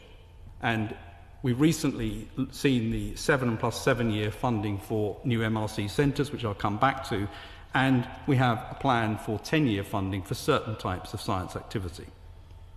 The UK's historical success in science and technology is testament to the strength of our research base, with 4 of the top 10 universities in the world. And this simple point was noted not just by academics, but was raised repeatedly by investors at the recent investment summit. And ARIA is a new part of our important funding landscape, adding different ways of thinking and contributing to this vibrant system. And the Right Reverend Prelate, the Bishop of Newcastle, is absolutely correct to point out that this is right around the UK and the strengths in the North East, and the Helix project she refers to is an important part of this. In the years ahead, researchers and businesses will of course continue to push the limits of the possible. Their innovation will provide security, opportunity, prosperity for future generations. Better jobs, better public services, longer, happier, healthier lives. But they will only do so if we protect basic curiosity-driven research, as several speakers have said, if we invest in skills and the infrastructure that research and development need, and that includes the development which is not always about economic growth but has other purposes, as has been pointed out by Baroness Freeman. And thirdly, as many people have mentioned, including Lord Hanworth and Lord Mayor, we must support the formation and growth of companies through strong partnership with the private sector. And this is why the industrial strategy will have R&D running through its core, and I will say a little more about that in a minute.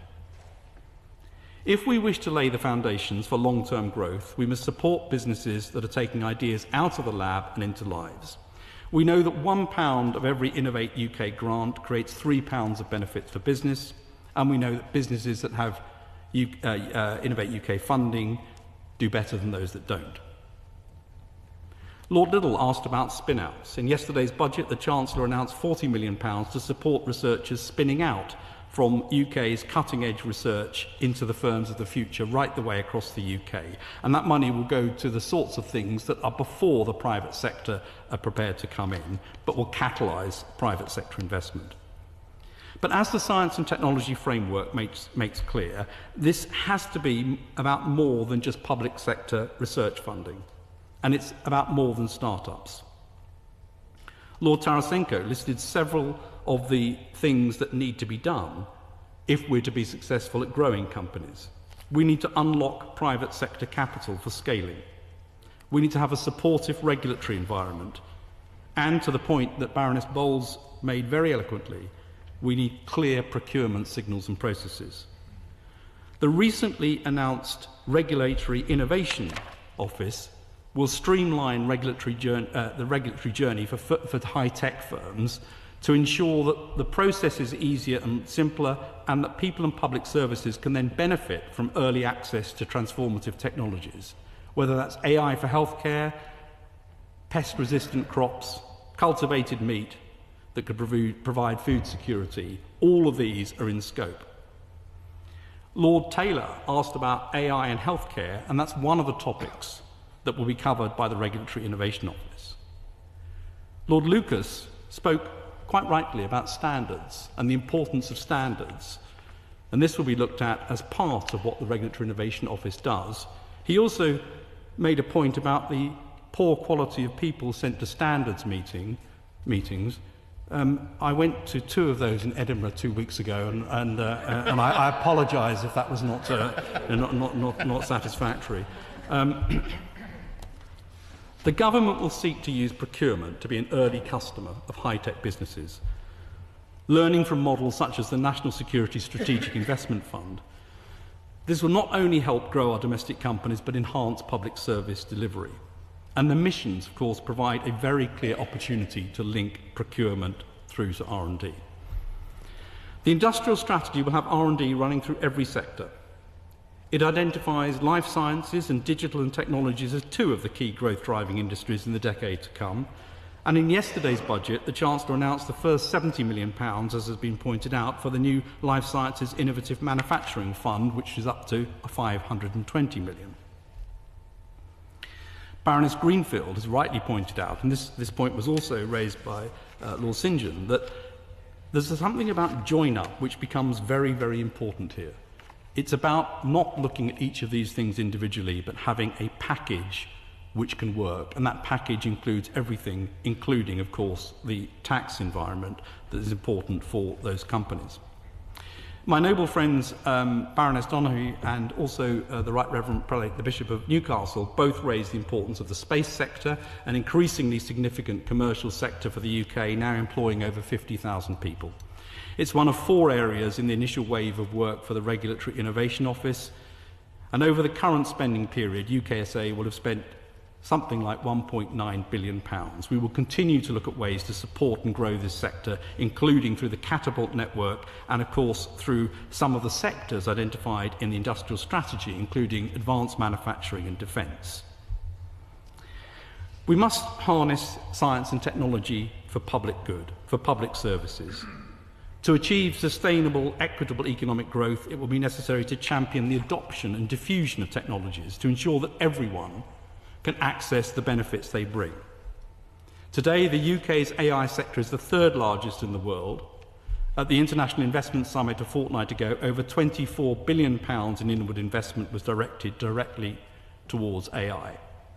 But without the right infrastructure, the right skills, too few British people stand to benefit from the enormous opportunities. Viscount Stansgate, Lord Mayor, Lord Rees, Lord Willits have all raised questions about skills and about education.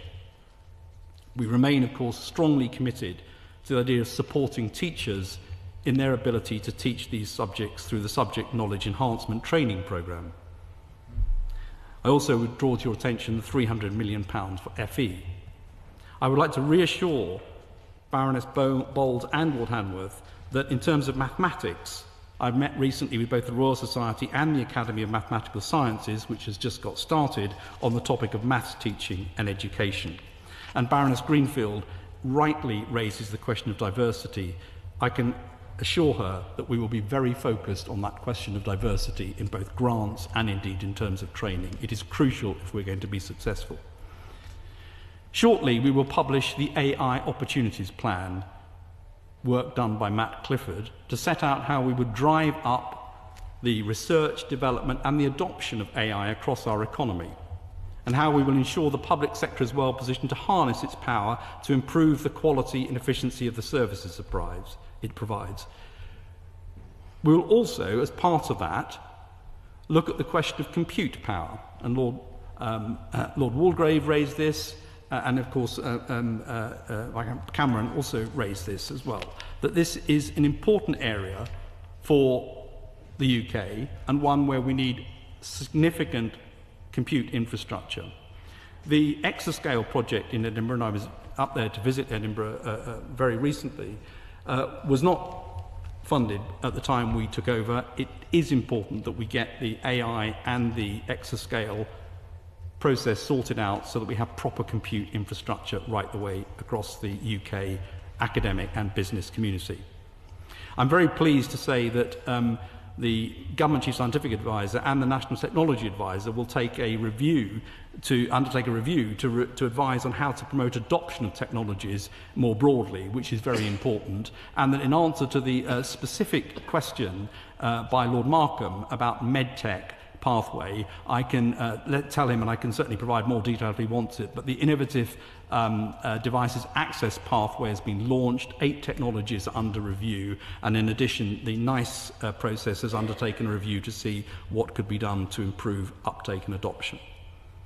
Finally, I would just like to say something about the National Data Library in this section to unlock the full value of public data assets, which is going to be important and will, I think, address the questions that were quite rightly raised by Lord Markham about the real value and opportunity in life sciences data. We have huge resources, including UK Biobank. Bringing these together and getting these properly interoperable and accessible will be important. Let me now turn to some specific points that have been raised by individual lords. Lord Willits has rightly identified cell and gene therapy as a really crucial and transformative industry, and he raises really important points about the complexity of VAT applied to something that's both a service and a product. And I will certainly raise these issues with both the Department of Health and the Treasury, and I will also be pointing out that the Dutch system has actually found an answer to this, so there may be a model to look at. Coming back to the question of procurement. Baroness Bowles, I just agree with you about procurement. It's crucial. We have to get this right. It is a big part of what will drive innovation. In terms of the IP points, I will not go into details here, but the IP requirements for Innovate and UKRI are not for any IP. There's a specific requirement in one part of the process called contracts for innovation, which are to do with departments actually looking for grant giving for companies, and because of the Subsidy Control Act, there's a nuance which means it's quite difficult for them not to have some IP taking, but I do want to look at that and see if we can get to an answer. International has been raised, and I would like to first of all say that it's so important that we're back in Horizon, and it's important that we have an uptake both from academia and industry, and that can be everywhere across the country and should be. Lord Drayson has asked about the links to the US. I would point him to the interest that has come up as a result of the AI Safety Institute, where there is now a very strong link with the US and indeed very strong links with US companies as a result of that. And his point about where we align regulation, I think, is a critical one. Europe came up also in relation to FP10. I've commented on this previously. We are keen to be part of future European programmes, provided they're based in excellence and provided they create value, and we've already issued a statement on FP10 and a paper. Lord St. John, Lord Taylor talked about skills and visas and talent, and that is important that we get this right. We know that the ability to retain skills in this country will be crucially important, and we know that we have always relied on significant overseas skills to be at the forefront of what we do in science and technology. Universities, Lord Mayor, Lord Waldegrave, Lord Stevens, I completely agree these are key. I'm working very closely with the Department for Education to make sure that we get the right support for universities. I do not have the answer, Baroness Bennett, I'm afraid, on agro-ecological approaches and the percent spend, but I will find the answer and get it to you. I will come back to you, Lord Winston, on the MRC centres, which is important, and I gave quite an extensive answer on that earlier this week, but I will come back to you with more details. And I will pick up finally on the point about failure and the acceptance of failure raised by several people, including Lord Lucas. It's crucial that we have a system that allows failure to occur. You cannot innovate without failure. And I have talked to the National Audit Office about this, and it will be part, as we look at UKRI and Innovate UK, as we try to get this into a much better position. I should also note that I'm going through this, but I just called you Lord Cameron, and I apologise, Lord Cameron. Let me finish. In the budget yesterday, the Chancellor set out an ambitious plan to fix the foundations of our economy, to rebuild Britain by mending public services and delivering sustained economic growth. None of that's possible without science and technology. Without science and technology and innovation, we will not be able to transform the quality and efficiency of our hospitals and schools. Without championing science and technology and start-ups and scale-ups, we will not create the good jobs that are needed. It's a crucial part of what we need to do for today and tomorrow, and it will reap benefits for years to come. It's important for national resilience, and I will end by saying the fire drill point I completely agree with. Thank you very much. My Lords, in making a few closing comments, I wish it was rather like those old red phone boxes where you could press button B and speak for as long as you like, but sadly I've only got 60 seconds in which to thank everyone for taking part. I think the wealth of expertise in this House is amazing, and I think an example of today's debate is the House at its best. And there has been a good bipartisan spirit, and there may be a few comments about the budget, but as somebody once said, recollections may vary. But on the whole, it's been conducted in a good spirit. And I'd like particularly to thank, if I may say, my noble friend Baroness Freeman for her excellent maiden speech, and look at the impact it's had on all of us here today. And I very much hope that the Minister will feel that as he undertakes his role, and by the way, I was rather pleased to convene a subcommittee of the former Science Ministers Club as part of today's debate, but I hope the Minister will feel that he has the support of the House, and I, for one, am going to send a copy of today's Hansard to the Cabinet Committee and say this is worth reading and having on your agenda. My Lords, I beg to move. Well done, my Lords, just in time. The question is that this motion be agreed to. As many as are of that opinion will say content. To the contrary, not content, the contents have it. My Lords, I beg to move that the House do now adjourn. The House do now adjourn.